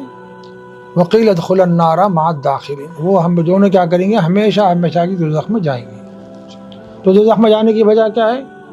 اپنے خالق و مالک کی معرفت سے انکار، اس کو اپنا خالق و مالک ماننے سے انکار، کائنات کا نظام چلانے والا ماننے سے انکار، اس کی قدرت کا انکار، اس کی سامان جتنی جو نظام کائنات اللہ نے پھیلا رکھا ہے ان سب کا انکار کرنے والی تھی، اس لیے اللہ نے ان کو دوزخ میں ڈالنے کا فیصلہ فرمایا۔ کیونکہ جو لوگ ایمان لائیں گے دنیا میں وہی جنت میں جائیں گے، اور جو اعمال صالحہ کا توشہ لے جائیں گے وہی جنت میں جائیں گے، کیونکہ انہوں نے یہ کام نہیں کیا ہے، اللہ کی نافرمان رہی ہیں، نہ صرف نافرمان رہی ہیں بلکہ نفاق میں زندگی گزاری ہیں، اور سمجھیے مزاحم رہی ہیں کن سے؟ اپنے جو شوہر ہیں ان کے پیغام کی اشاعت میں یہ تصادم رہی ہیں، روکنے کی کوشش کرتی رہی ہیں، اس لیے وقیل ادخلا النار مع الداخلین۔ یہ دراصل پیغام دینا ہے ان سارے کافروں کو جو قریش میں تھے جی، اور جن کی رسول پاک سیدنا محمد رسول اللہ صلی اللہ علیہ وسلم سے رشتہ داریاں تھیں۔ جی، ان کا ماننا یہ تھا کہ بالفرض اگر اللہ ہے، آخرت بپا ہوگی، ہم سے باس پرس کی جائے گی، تو ہمارے لیے یہ کافی ہے کہ محمد واقعی پیغمبر ہیں تو ضرور ہماری سفارش کریں گے کیونکہ ہم ان کے خاندان سے ہیں۔ یہ ان کا ایسا تصور تھا، تو اللہ نے اس کے ذریعے سے اس کی نفی فرما دی کہ انبیاء کی بیوی ہونے کے باوجود ان کو کوئی نفع نہیں پہنچا ایمان نہیں لانے کی وجہ سے، تو تم نبی پاک صلی اللہ علیہ وسلم پر ایمان نہیں لائیں گے، تمہارا ایمان نہیں لانا نبی پاک صلی اللہ علیہ وسلم کی وجہ سے آپ کو کوئی نفع نہیں پہنچا سکے گا. جب تک آپ صلی اللہ علیہ وسلم کی بات نہیں مانیں گے اس وقت تک آپ کی ذات سے آپ کو کوئی نفع نہیں پہنچ سکتا. ہاں اگر آپ جو مشن جو پیغام حضرت محمد صلی اللہ علیہ وسلم لے آئے ہیں تم اس میں جڑ جاؤ، اس کاج میں شریک ہو جاؤ، یقیناً تمہاری رشتہ داری تم کو زیادہ فائدہ پہنچائے گی. تو یہ آیت پاک سے ان کو پیغام دینا ہے. فرعون کے اہلیہ کا فرعون کی اہلیہ کا مسئلہ یہ ہے کہ فرعون کو جوتشیوں نے کہہ دیا تھا کہ اب اس زمانے میں ایک بچہ پیدا ہونے والا ہے، اچھا وہ تیری حکومت کا زوال کا سبب بنے گا. تو وہ چونکہ خدائی کا دعویٰ کرتا تھا کہ میں خدا ہوں اور سب کو بولتا تھا مجھے خدا مانے.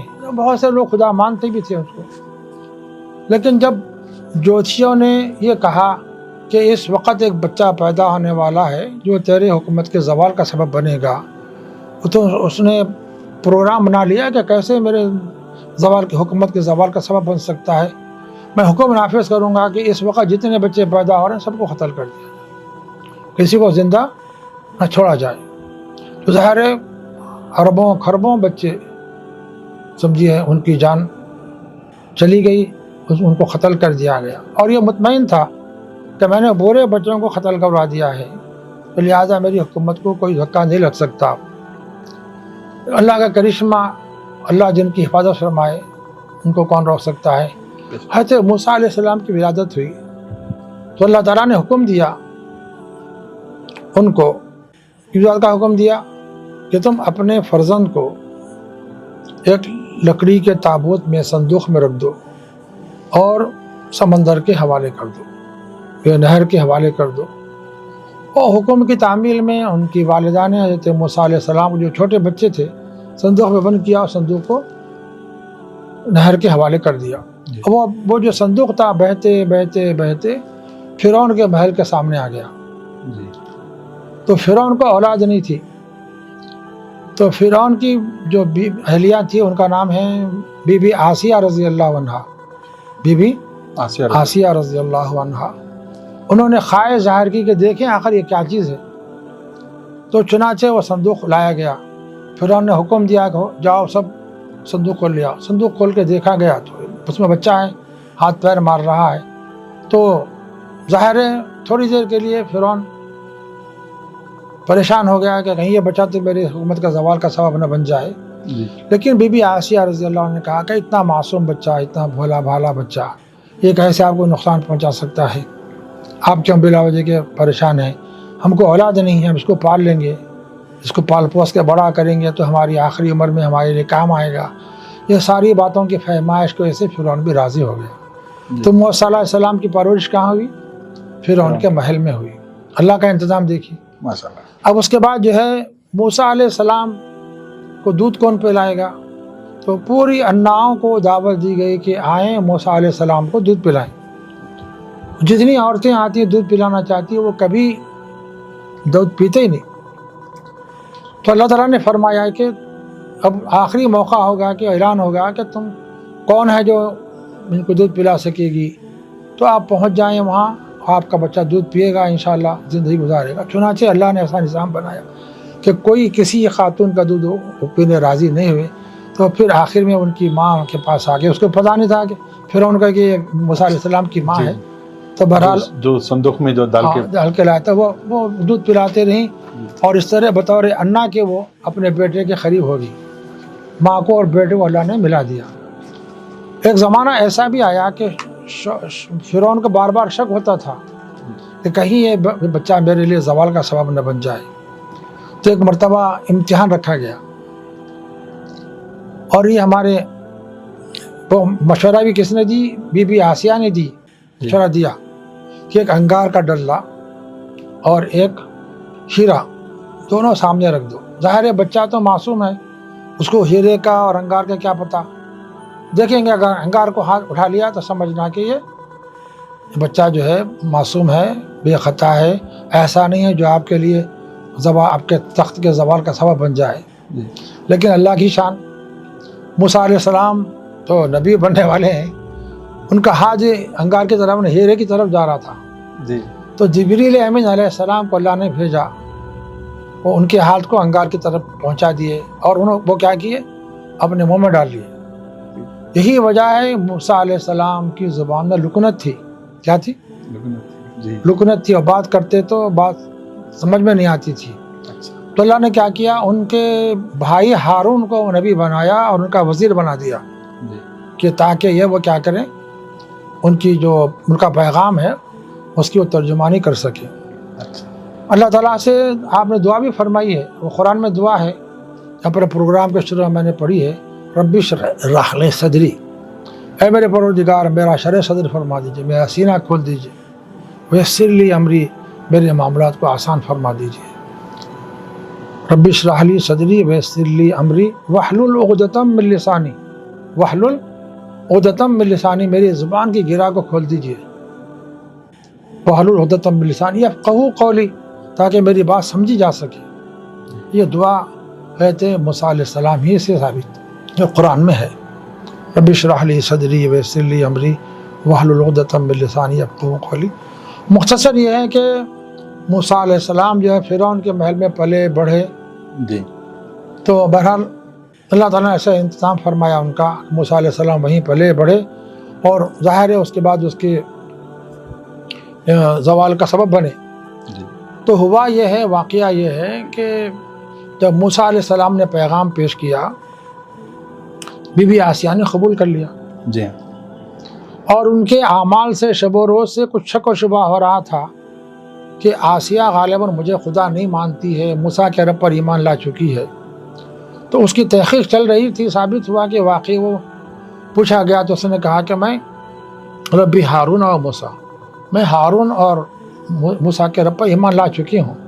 تو ایمان لانے کی جو آزمائش اور ابتلا میں ان کو گزارا گیا، دیکھیے ابھی آپ مصائب و آلام کیوں آتے ہیں نیک لوگوں کو، تو بے قصور ہیں، اللہ کی ماننے والی ہیں، اللہ کے نبی پر ایمان لائی ہیں، اور وہ باطل کو چھوڑ کر ایمان کے راستے پر آئی ہیں، لیکن اس کے باوجود ان سے امتحان لیا گیا۔ پھر انہوں نے کیا کیا، حکم دیا کہ دھوپ میں ان کے دونوں ہاتھوں پر میخیں ٹھوک دی جائیں، دونوں پیروں میں میخ ٹھوک دی جائے اور چلچلاتی دھوپ میں چھوڑ دیا جائے۔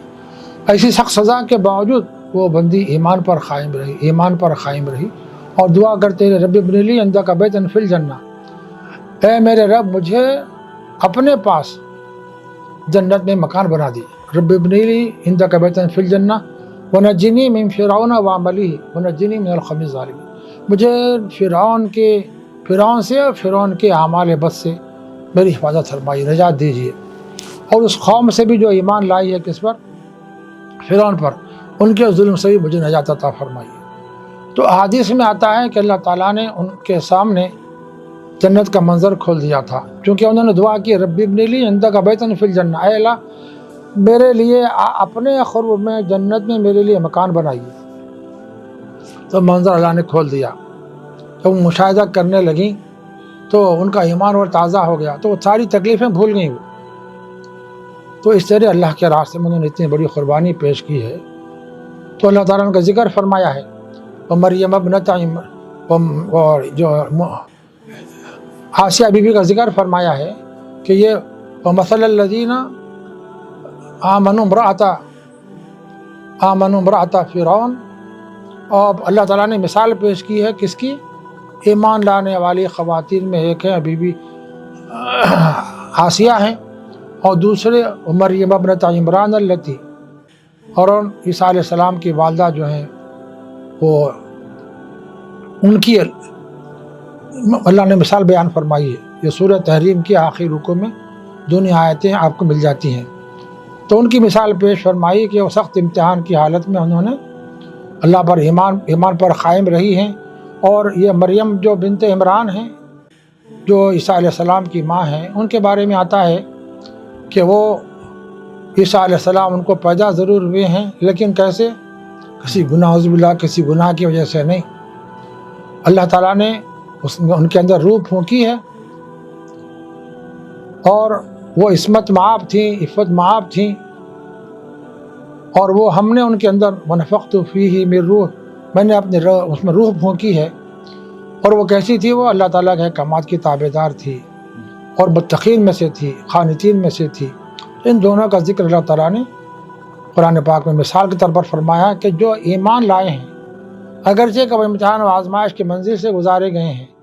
حضرت بی بی مریم کے بارے میں بھی قرآن پاک میں سورہ مریم خود ایک مستقل صورت نازل ہوئی ہے۔ اس صورت میں اللہ تعالیٰ نے ان کا ذکر فرمایا ہے کہ کیسے عیسیٰ علیہ السلام کی پیدائش ہوئی، کیسے قوم نے تہمت لگائی، اور کیسے پالنے میں عیسیٰ علیہ السلام نے اللہ نے قوت گویائی دی، انی عبداللہ، آپ لوگ جو تہمت لگا رہے ہو غلط ہے، میں اللہ کا بندہ ہوں، آتانی الکتاب، اللہ نے مجھے کتاب دی ہے، وجعلنی نبیّ، اور مجھے اللہ نے نبی بنایا ہے۔ تو اس طرح بچوں کے ذریعے سے آپ کی پاک دامانی کی شہادت دی گئی۔ فنفخنا فیہ من روحنا وصدقت بکلمات ربیہا، تو بی بی عاصم جو ہے، عمران جو ہے، وہ کیا کی ہیں، وہ بہت اللہ تعالیٰ کی تابعدار فرمانبردار رہی ہیں، وہ کانت من القانتین، وہ نیکوکاروں میں سے تھی، اللہ کے احکامات کی تعمیل کرنے والوں میں تھی، ان کی تعریف بیان کی گئی۔ اس طرح پیغام دیا گیا ہے ان کو جو ایمان پر قائم ہے، اور ایمان پر قائم رہتے ہوئے شدائد و مشکلات کا سامنا ہوتا ہے تو بھی ان کے لیے کوئی تکلیف کی بات اس لیے نہیں ہے کہ یہ تکلیف عارضی ہے، وقتی ہے، اس کے بعد جو ابدی راحت ملنے والی ہے اس کے سلے میں اس کا تصور نہیں کیا جا سکتا۔ تو اس لیے ایمان والوں کو اس ذریعے سے پیغام دیا گیا ہے کہ یہ ابتلاء و آزمائش میں رہنے کے باوجود وہ دین پر استقامت، دین پر مستقیم رہی ہیں، اللہ کے ایمان پر ثابت قدم رہی ہیں۔ تو ظاہر ہے اس لیے جو بھی ایمان والے اس مثال کے ذریعے سے اپنے ایمان پر قائم رہتے ہیں، مصائب و مشکلات کا جب سامنا ہوتا ہے تو ایمان سے دستبردار نہیں ہوتے اور باطل سے کبھی سمجھوتا نہیں کرتے، تو ظاہر ہے ان کے لیے اللہ تعالیٰ کے پاس بڑے انعامات و احسانات ہیں۔ چنانچہ اس وقت بھارت میں جو کچھ صورت حال ہے، خواہ مابلن چنگ ہو یا حالیہ جو ٹرین میں مارے 3-4 مسلمانوں کو شہید کر دیا گیا ہے، اور حافظ صاحب کو جو نوجوان عالم تھے، ایک مسجد کے امام تھے، ظاہر مسجد میں شور مچایا گیا، امام صاحب کو گولی چلا دی گئی، وہ حافظ صاحب شہید ہو گئے، اور جو مصلی بھی اس سے گھائل ہوئے ہیں، ان کے بارے میں اخبارات میں آیا ہے کہ وہ بہت نازک پوزیشن میں ہیں اور موت و عزیز کی کشمکش میں ہیں، اور صورتحال یہ ہو سکتی ہے کہ کبھی بھی وہ اللہ کے پیارے ہو سکتے ہیں۔ تو مقصود کلام یہ ہے کہ یہ جو ظلم و ستم ڈھایا جا رہا ہے ایسے لوگوں پر جو اللہ کے نیک بندے ہیں اور اللہ کے راستے میں ان کو شہید کر دیا گیا ہے، تو ظاہر ہے اللہ کے پاس ان کے لیے بہت اونچا مقام ہے۔ لیکن بہرحال یہ ہے کہ ظلم کے خلاف ہم کو ضرور آواز اٹھانا ہے تاکہ ظلم کا خاتمہ ہو اور پھر سے پورے عالم میں امن و امان عام ہو، ایمان عام ہو، ایمان کی برکت سے امن قائم ہو، اسلام عام ہو، اسلام کی برکت سے سارا عالم سلامتی کا گہوارہ بنے۔ اس کے لیے ہم کو بہت فکر کرنا چاہیے، کوشش کرنی چاہیے، قربانی دینا چاہیے تاکہ عالم کو امن و امان کا گہوارہ بنایا جا سکے اور سلامتی کا ماحول پیدا کیا جا سکے۔ تو یہ سارے جو نظائر اس وقت مسلمانوں پر پیش کی جا رہے ہیں، جو مسائل پیش آ رہے ہیں، جو امتحان و آزمائشی گھڑیوں سے دوچار ہیں، یہ سب ان کے لیے آخرت میں اجر و ثواب کے لیے ہے۔ لیکن بہرحال یہ ہے کہ یہ باطل اور حق کی کشمکش ہے، ہر دور میں یہ رہی ہے، لیکن ہمیشہ باطل کو شکست ہوئی ہے، حق کو اللہ نے بلندی عطا فرمائی ہے۔ کربلا میں ایک طرف یزید ہے، اس کی فوج ہے، ایک طرف حضرت امام حسین رضی اللہ عنہ ہے، ان کے اہل بیت اطہار ہیں، ان کی فوج ہے، دونوں میں تصادم ضرور ہوا ہے۔ دیکھنے میں محسوس ہوتا ہے کہ یزیدی طاقتیں فتح حاصل کر لی ہیں، یہ دیکھنے میں عام لوگ محسوس کر سکتے ہیں، لیکن دراصل وہ ناکام ہوا ہے۔ کامیاب کون ہوئے؟ امام حسین رضی اللہ عنہ، ان کے اہل بیت اطہار، ان کے ساتھ دینے والے کامیاب ہوئے ہیں۔ تو ظاہر ہے یہ جو قربانی ہے ہماری، یہ دراصل اسلام کی تازگی کے لیے ہے، اور یہ جو واقعات آتے ہیں دنیا میں، اس کا جو نتیجہ سامنے آتا ہے، اس کی وجہ سے بہت سے لوگ مسلمان ہوتے ہیں۔ قرآن پاک جلایا گیا، اور اس سے پہلے 11 میں جو حادثہ ہوا تھا، جو امریکہ میں جو بڑی عمارت کو گرا دیا گیا تھا، اسلام کی مخالفت میں ایک سازش رچی گئی تھی۔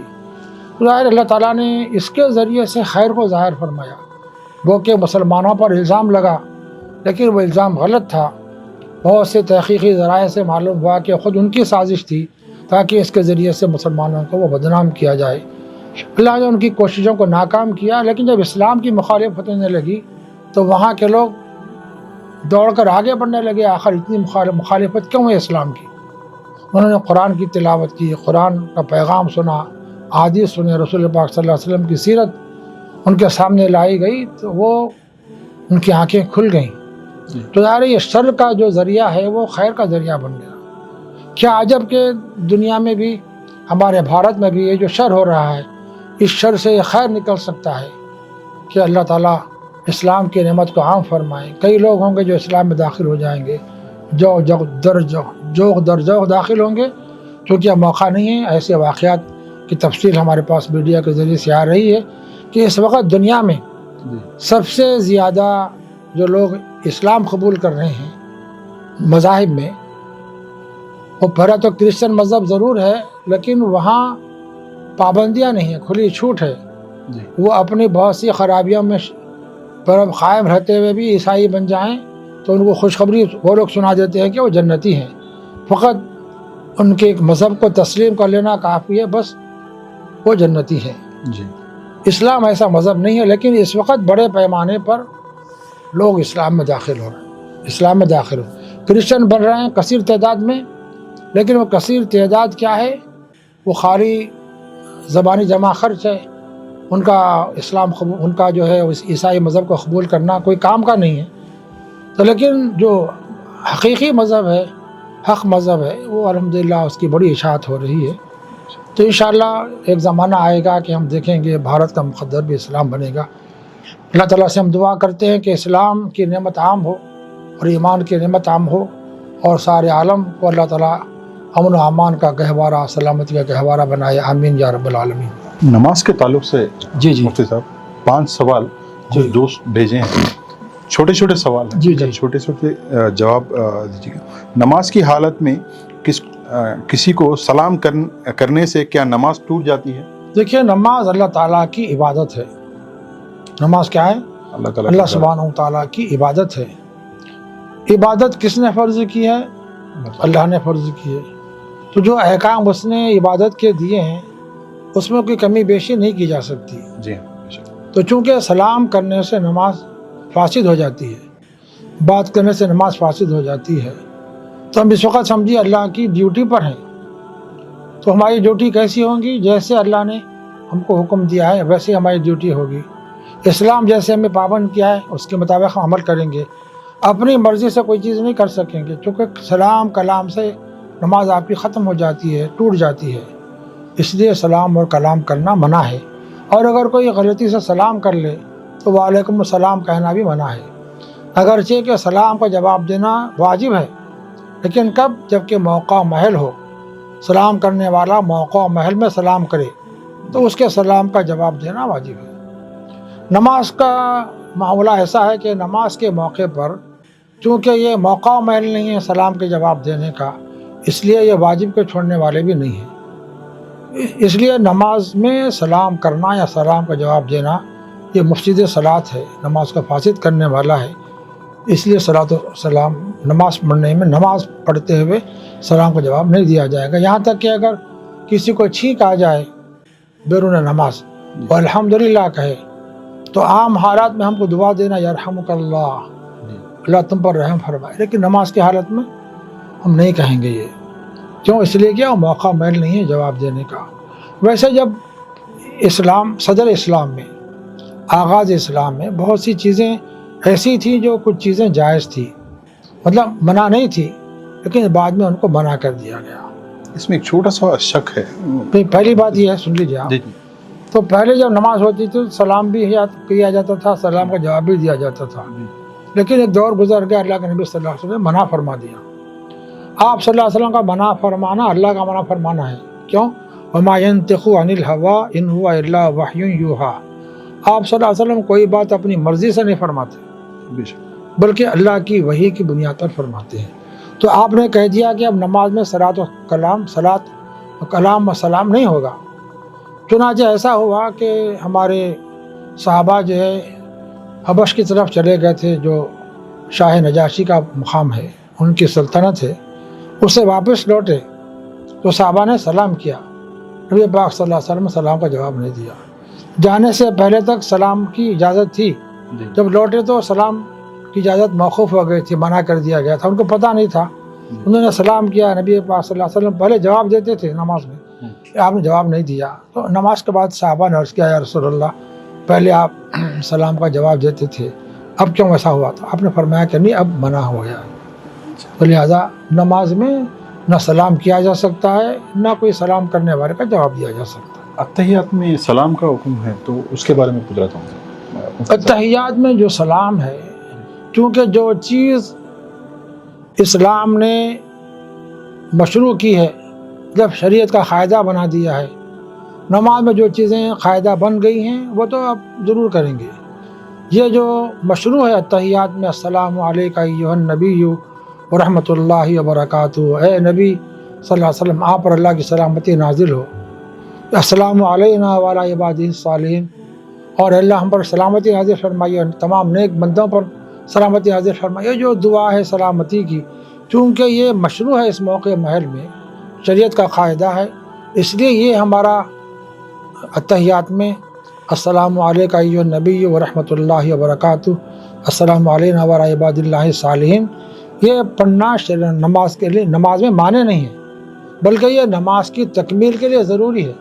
اتحیات میں ان کلمات کا پڑھنا واجب ہے، اگر ہم نہیں پڑھیں گے تو ترک واجب کی وجہ سے ہماری نماز نہیں ادا ہوگی۔ دوسرا سوال نماز سے تعلق سے، جی نماز میں ہر سورے سے پہلے بسم اللہ پڑھنا ضروری ہے کیا؟ اللہ تعالیٰ کا ارشاد ہے، وَإِذَا قَرَأْتَ الْقُرْآنَ فَاسْتَعِذْ بِاللَّهِ مِنَ الشَّيْطَانِ الرَّجِيمِ، جب بھی آپ قرآن کی تلاوت کرو تو ضرور اعوذ باللہ من الشیطان الرجیم پڑھو، یعنی شیطان سے پناہ اللہ کے بارگاہ میں معروضہ کیجئے کہ اے اللہ مجھے شیطان الرجیم سے اپنی پناہ عطا فرمائیے، اعوذ باللہ من الشیطان الرجیم۔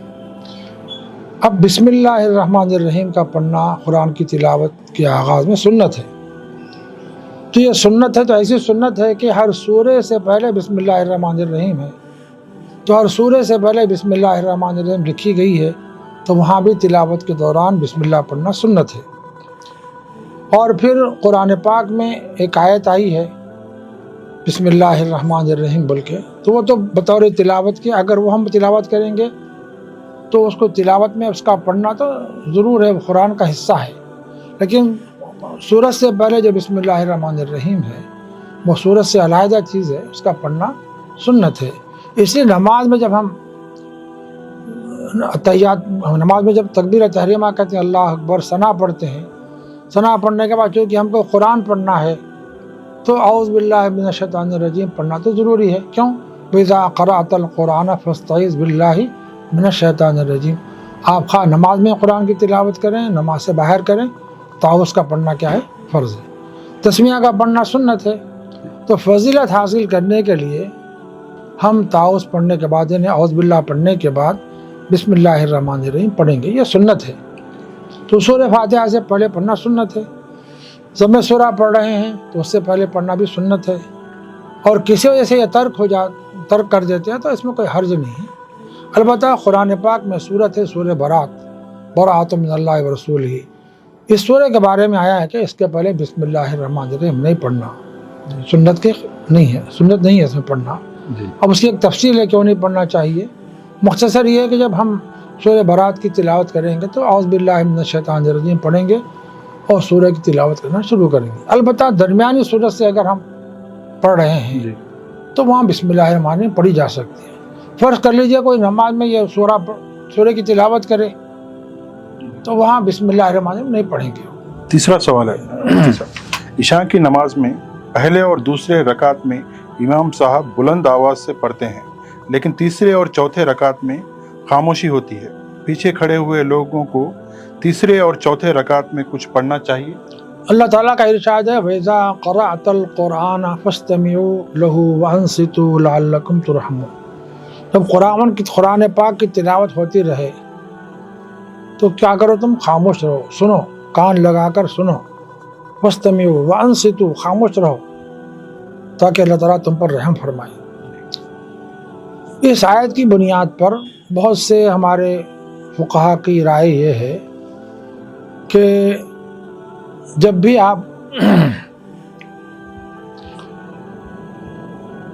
آپ کیا کریں گے، مثلا سوال کیا تھا آپ کا؟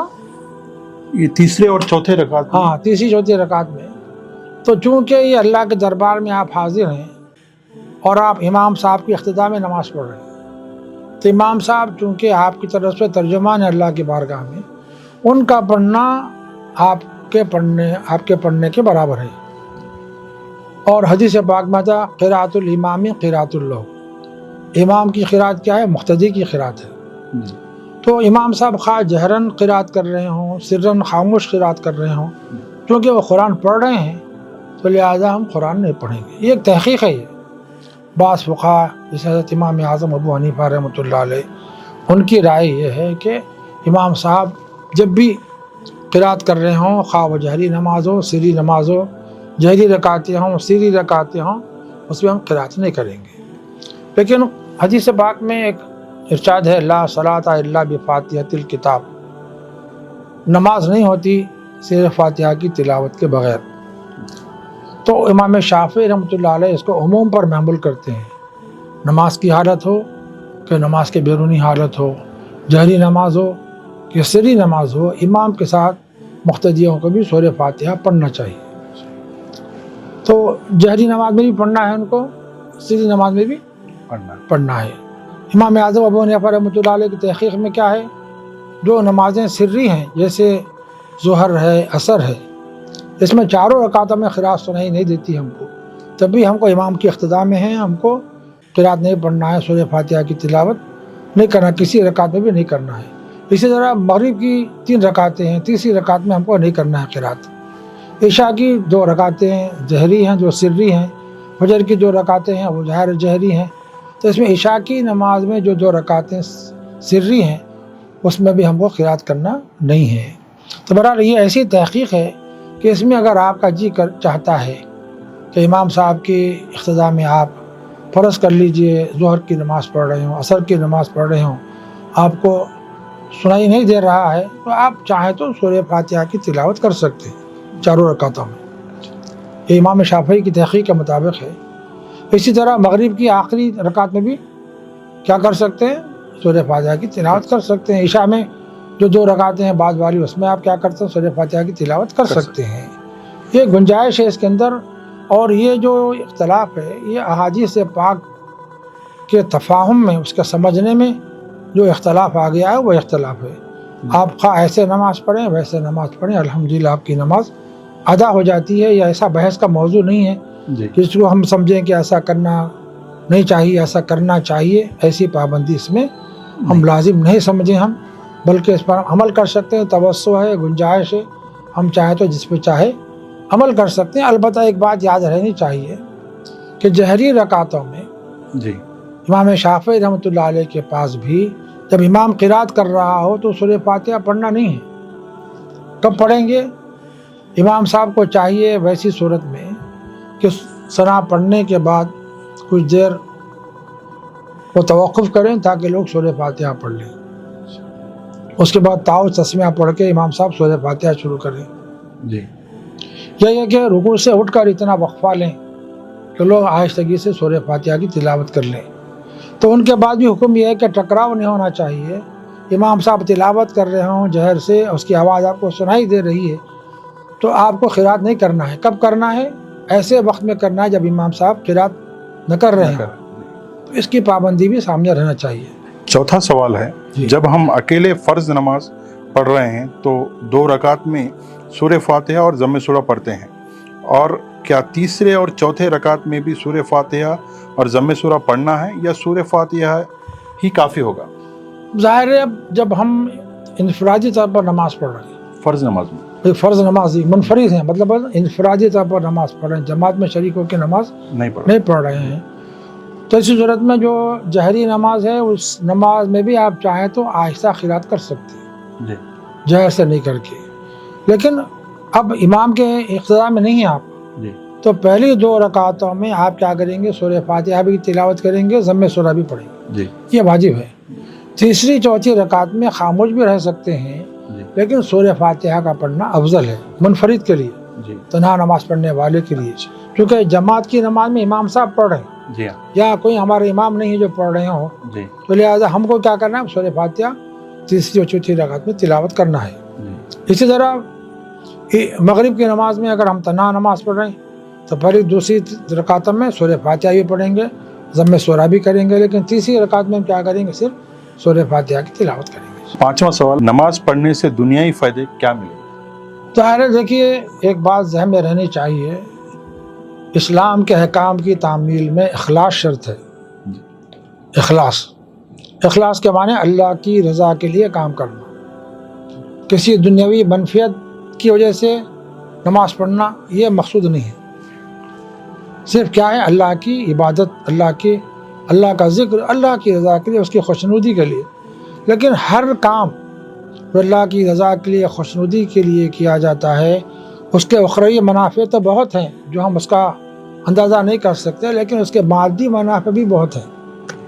لیکن مادی منافع کو سامنے رکھ کر ہم نماز پڑھیں گے تو نماز نہیں ہوگی۔ جی مادی منافع ہماری نگاہوں سے اوجھل ہو جائیں، ہمارے سامنے صرف اللہ، اس کی رضا، اس کی خوشنودی اور آخرت کی طلب ہمارے پیش نظر رہے، جی تو وہ عبادت حقیقی معنی میں عبادت بنتی ہے۔ اس لیے علماء اکثر یہ ان کا رجحان رائے ہے کہ مادی فوائد کی طرف کبھی نظر نہ جائے ہماری، لیکن خود بخود مادی منافع آپ کے حاصل ہوں گے۔ چنانچہ سائنسدانوں کی تحقیق ہے، وہ بھی کون سے سائنسدان؟ جو اسلام قبول نہیں کیے، ابھی اللہ پر ایمان نہیں رکھتے ہیں، جی ان کی تحقیق یہ ہے کہ نماز ایک بھرپور ورزش ہے، ایک ایسی ورزش ہے جس میں سارے انسان کے اعضاء کی ورزش ہو جاتی ہے، اور نماز پڑھنے سے دوران خون پورے بدن میں ہوتا ہے، اور یہ ایسی ورزش ہے کہ دنیا میں اور کوئی ورزش اس کا بدل نہیں بن سکتی۔ جی سائنسدانوں کا ماننا ہے کہ انسان قیام کرتا ہے، جب انسان یکسوئی کے ساتھ، حضوری کے ساتھ کہ اللہ مجھے دیکھ رہا ہے، اس جذبے کے ساتھ جب قیام کرے گا تو جو روحانیت، رحمت اللہ کی نازل ہوتی ہے، ظاہر ہے اس کے جو منافع ہیں وہ ہمارے جسم پر بھی طاری ہوتے ہیں، اس کے فوائد ہم کو حاصل ہوتے ہیں۔ روح کی غذا بھی ہے نماز، بدن کی صحت کا بھی اس میں راز ہے۔ اب دیکھیے، انسان کے رکوع اور قیام اور سجدے میں پورے اعضاء حرکت میں رہتے ہیں، جی کوئی ایسا عضو نہیں ہے جس میں حرکت نہیں ہوتی ہو، یہاں تک کہ سجدے میں جاتے ہیں تو انگلیاں بھی حرکت میں رہتے ہیں، قبل رخ ہو جاتے ہیں۔ تو سائنسدانوں نے یہاں تک بیان کیا، بھی حالیہ تحقیق آئی تھی کہ جو حضرات سجدہ طویل کرتے ہیں وہ کبھی دماغی مرض میں مبتلا نہیں ہوتے۔ کیوں نہیں ہوتے؟ اس کی وجہ بیان کی کہ سجدے کی حالت میں جو دوران خون ہے وہ سر کی طرف اتنا زیادہ ہوتا ہے، جی اس کی وجہ سے دماغ کی صحت برقرار رہتی ہے۔ یہ کون بول رہے؟ سائنسدان تحقیق کر کے بتا رہے ہیں۔ اور پھر دل کی ورزش بھی ہوتی ہے سجدے میں، خون کی جو پمپنگ ہوتی ہے جی اس کو وہ ایک نئی زندگی ملتی ہے۔ تو سارا نظام انسان کا زندگی کا کیا ہے، دار و مدار خون کے دوران پر ہے، اور جتنا زیادہ خون کی گردش اور دوران خون نماز میں، سجدے کی حالت میں ہوتا ہے، وہ کسی اور ورزش میں نہیں ہوتا۔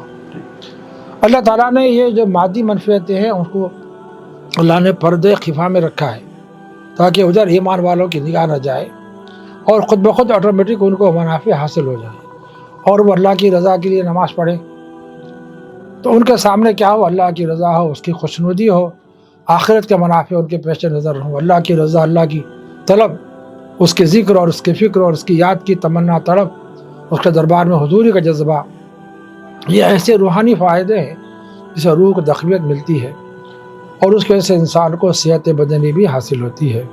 اسی طرح روزہ ہے، جی روزے کے بارے میں حالیہ ایک تحقیق آئی ہے، اس بنیاد پر اس کو جو تمغہ ملا ہے، وہ جو نوبل انعام ہے، وہ کسی ایسے سائنسدان کو دیا جاتا ہے جو نمبر 1 پر اپنی تحقیق پیش کرتا ہے۔ جی تو ایک سائنسدان نے تحقیق کی، تحقیق کر کے بتایا کہ جو مرض ہے سرطان کا، یا جسے آج کل ہم کینسر کہتے ہیں، تو اس کا ماننا یہ ہے کہ میں نے کینسر کی دوا تلاش کر لی ہے۔ کیا کی ہے میں نے؟ कैंसर की दवा तलाश करें। लोगों ने पूछा आखिर वो क्या दवा है, तो बोले वो ये है कि आप साल में 20, 25 से 30 दिन 35 दिन तक भूखे रहें, फाके से रहें। तो जो जरासीम हैं जिस्म में डेवलप होते हैं, वो क्या करते हैं, भूख और प्यास की वजह से जिस्म के उन फासिद मादों को खाना शुरू करते हैं जो कैंसर पैदा कर सकते हैं जी। तो इस तरह उनको कैंसर से निजात मिलती है। उसने रोज़े का जिक्र नहीं किया है, वो साइंसदान ने उसको नोबेल इनाम दिया गया है। जी। तब कुर्बान जाइए, इस्लाम ने रोज़े फ़र्ज़ किए हैं और वही तादाद में 30 दिन, मुमकिन है 20 दिन में फ़ायदा हो जाता हो भूखे प्यासे रहने से, लेकिन इस्लाम ने मज़ीद और 10 दिन का इजाफ़ा कर दिया ताकि पूरी तरह से समझे तयक़ुन हासिल हो जाए कि वो फासिद मादे जिस्म के अंदर हैं वो ख़त्म हो जाएं, जल जाएं। जी। तो अल्हम्दुलिल्लाह इस्लाम की जितनी इबादतें हैं उनके जो मादी फ़वाइद हैं और साइंसी दुनिया तस्लीम करने पर मजबूर है। वज़ू के भी साइंसी फ़वाइद हैं। जी। तो बहरहाल अब मौका नहीं है सारी चीज़ों पर रोशनी डालने का। मुख्तसर ये है कि मादी फ़वाइद बहुत हैं, लेकिन मादी फ़वाइद पर हमारी नज़र नहीं रहना चाहिए। अल्लाह ताला की रज़ा पर, उसकी खुशनुदी पर नज़र रहे, आखिरत की तलब और फ़िक्र रहे इंसान को, अल्लाह की बारगाह में हाजिर हो खुशू खुजू से नमाज़ अदा करे तो ज़िम्मन उनको मादी फ़वाइद भी हासिल हो जाते हैं। आखिरी सवाल, दुनिया में जो मासूम लोग परेशान हाल है और जिनकी जान और इज़्ज़त को लूटा जा रहा है, जैसे कि अरब कंट्रीज़ में हो रहा है, जैसे कि रशिया और यूक्रेन में हो रहा है, और हिंदुस्तान में मणिपुर, वेस्ट बंगाल, राजस्थान स्टेट्स में हो रहा है, अल्लाह उन मासूम लोगों पर रहम क्यों नहीं खाते? अल्हम्दुलिल्लाह, ये बहुत अहम सवाल है। इस सवाल से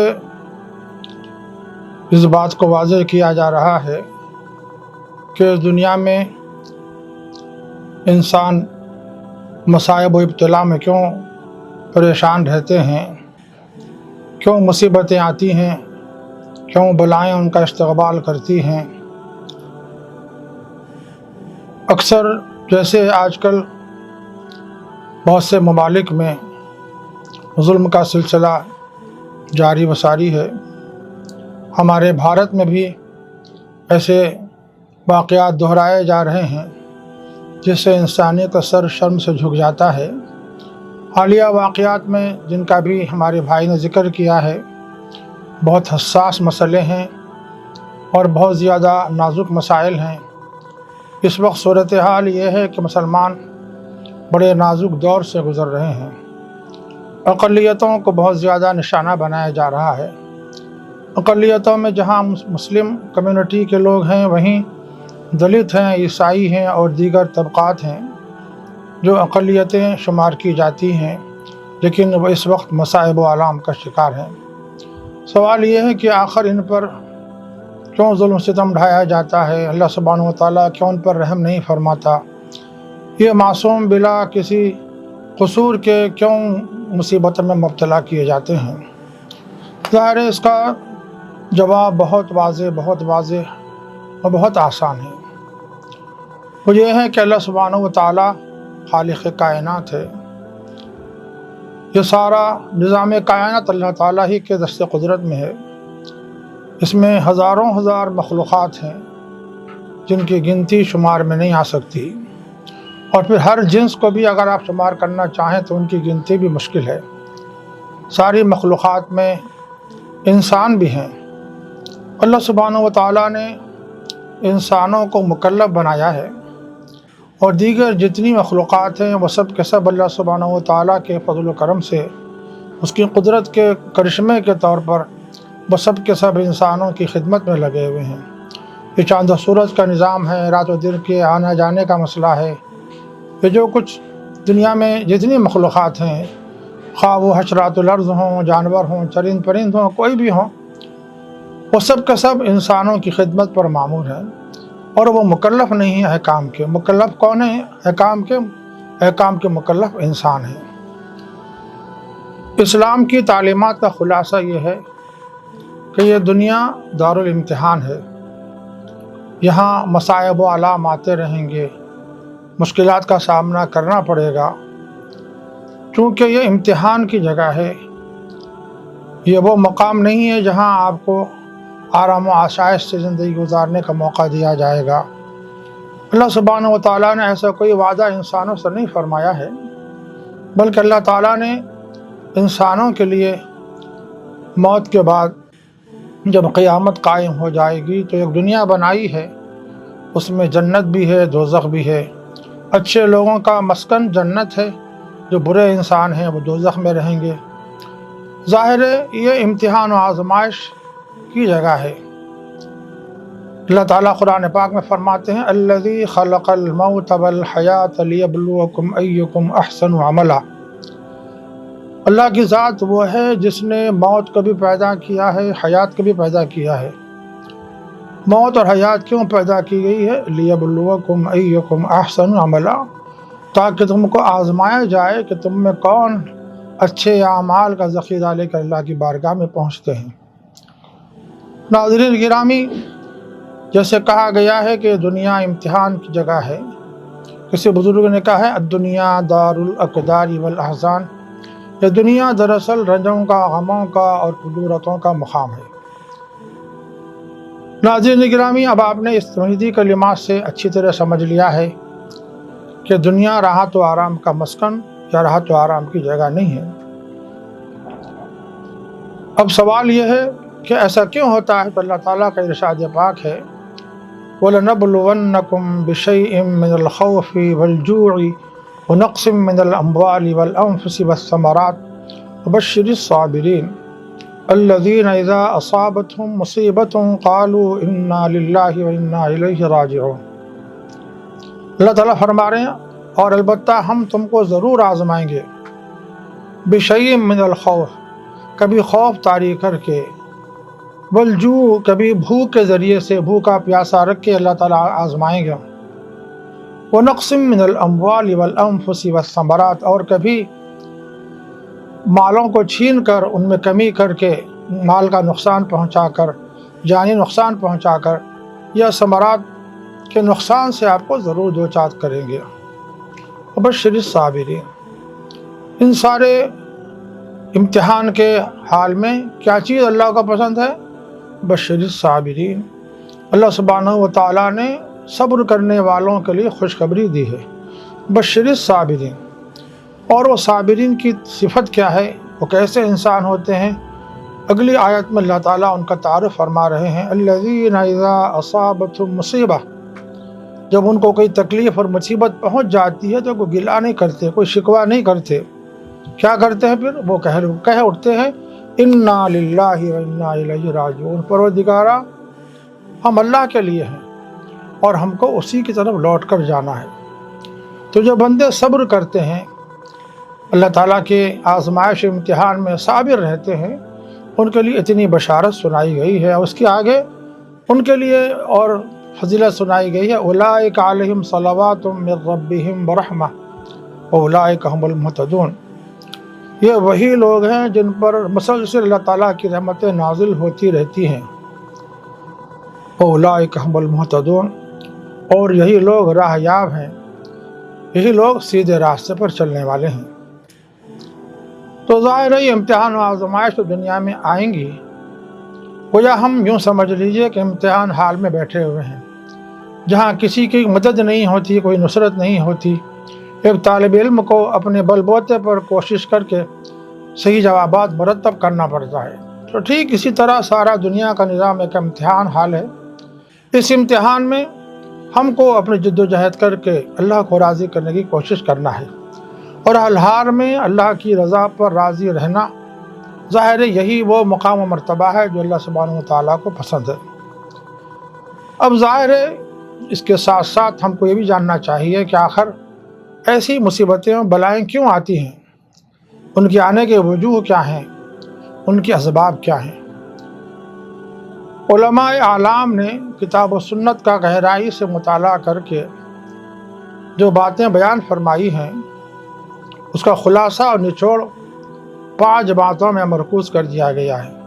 5 باتیں ایسی ہیں جس کی وجہ سے انسان پر مصائب آتے ہیں، مشکلات آتے ہیں، امتحان کی گھڑیاں ان کا استقبال کرتی ہیں۔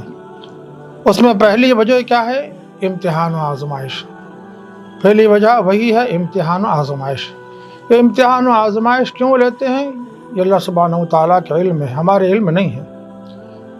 قرآن پاک میں اللہ تعالیٰ کی صفت بیان کی گئی، حکیمن حکیم، حکیمہ حکیم حکیمہ، بار بار جگہ اللہ تعالیٰ کی یہ صفت بیان ہوئی ہے کہ وہ حکیم ہے، دانا ہے، حکمت والا ہے۔ ظاہر ہے اللہ تعالیٰ کا کوئی کام حکمت سے خالی نہیں رہتا، کوئی کام اللہ کا ایسا نہیں ہے جو حکمت سے خالی ہو۔ اگر اس دنیا میں کسی کو بہت سختیاں آتی ہیں، تکالیف آتے ہیں، مسائل و مشکلات سے دوچار ہوتے ہیں، بلا کسی گناہ کے، بلا کسی قصور کے وہ قتل کر دیے جاتے ہیں، ان کا خون بہایا جاتا ہے، ظاہر ہے یہ ساری جو مصائب و مشکلات کی صورتیں ہیں یہ سب امتحان و آزمائش کی ہیں۔ اللہ سبحانہ و تعالیٰ اس کے ذریعے سے ان کے مراتب و درجات کو بلند فرماتے ہیں۔ تو پہلی وجہ کیا ہے؟ امتحان اور آزمائش، جیسے ابھی میں نے قرآن پاک کی آیات کے ذریعے سے اس کی وضاحت کی ہے۔ ہم کو یہ جان لینا چاہیے کہ یہ دنیا کا جو نظام ہے، یہاں پر مشکلات بھی آئیں گی، راحت و آرام کی گھڑیاں بھی آئیں گی، کبھی انسان غموں سے، پریشانیوں سے دوچار ہوگا، تو کبھی وہاں خوشیوں کے شادیانے بجیں گے۔ یہ دنیا کا نظام ہے، اس سے کوئی انکار نہیں کر سکتا۔ تو ناظرین گرامی، پہلی وجہ تو ہے امتحان و آزمائش، کہ کون ہے جو امتحان و آزمائش میں کامیاب ہو سکتا ہے۔ ایک دوسری وجہ بھی بیان کی ہے شارحین نے، وہ دوسری وجہ ہے گناہوں کا کفارہ۔ ظاہر انسان کے بارے میں کہا گیا ہے الانسان خطأ، الانسان مرکب من الخطأ والنسیان، انسان خطا اور نسیان کا پتلا ہے، اس سے بھول چوک بھی ہوتی ہے اور اس سے غلطیاں بھی صادر ہو سکتی ہیں، کیونکہ انسان کی خمیر کے اندر یہ دونوں باتیں رکھی گئی ہیں۔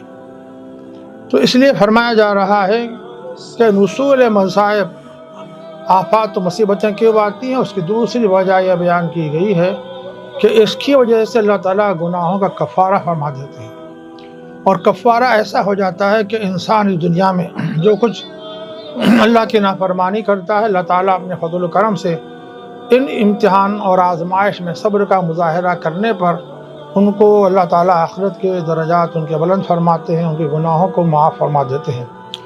دوسری وجہ ہے نزول مصائب کی، وہ ہے گناہوں کا کفارہ۔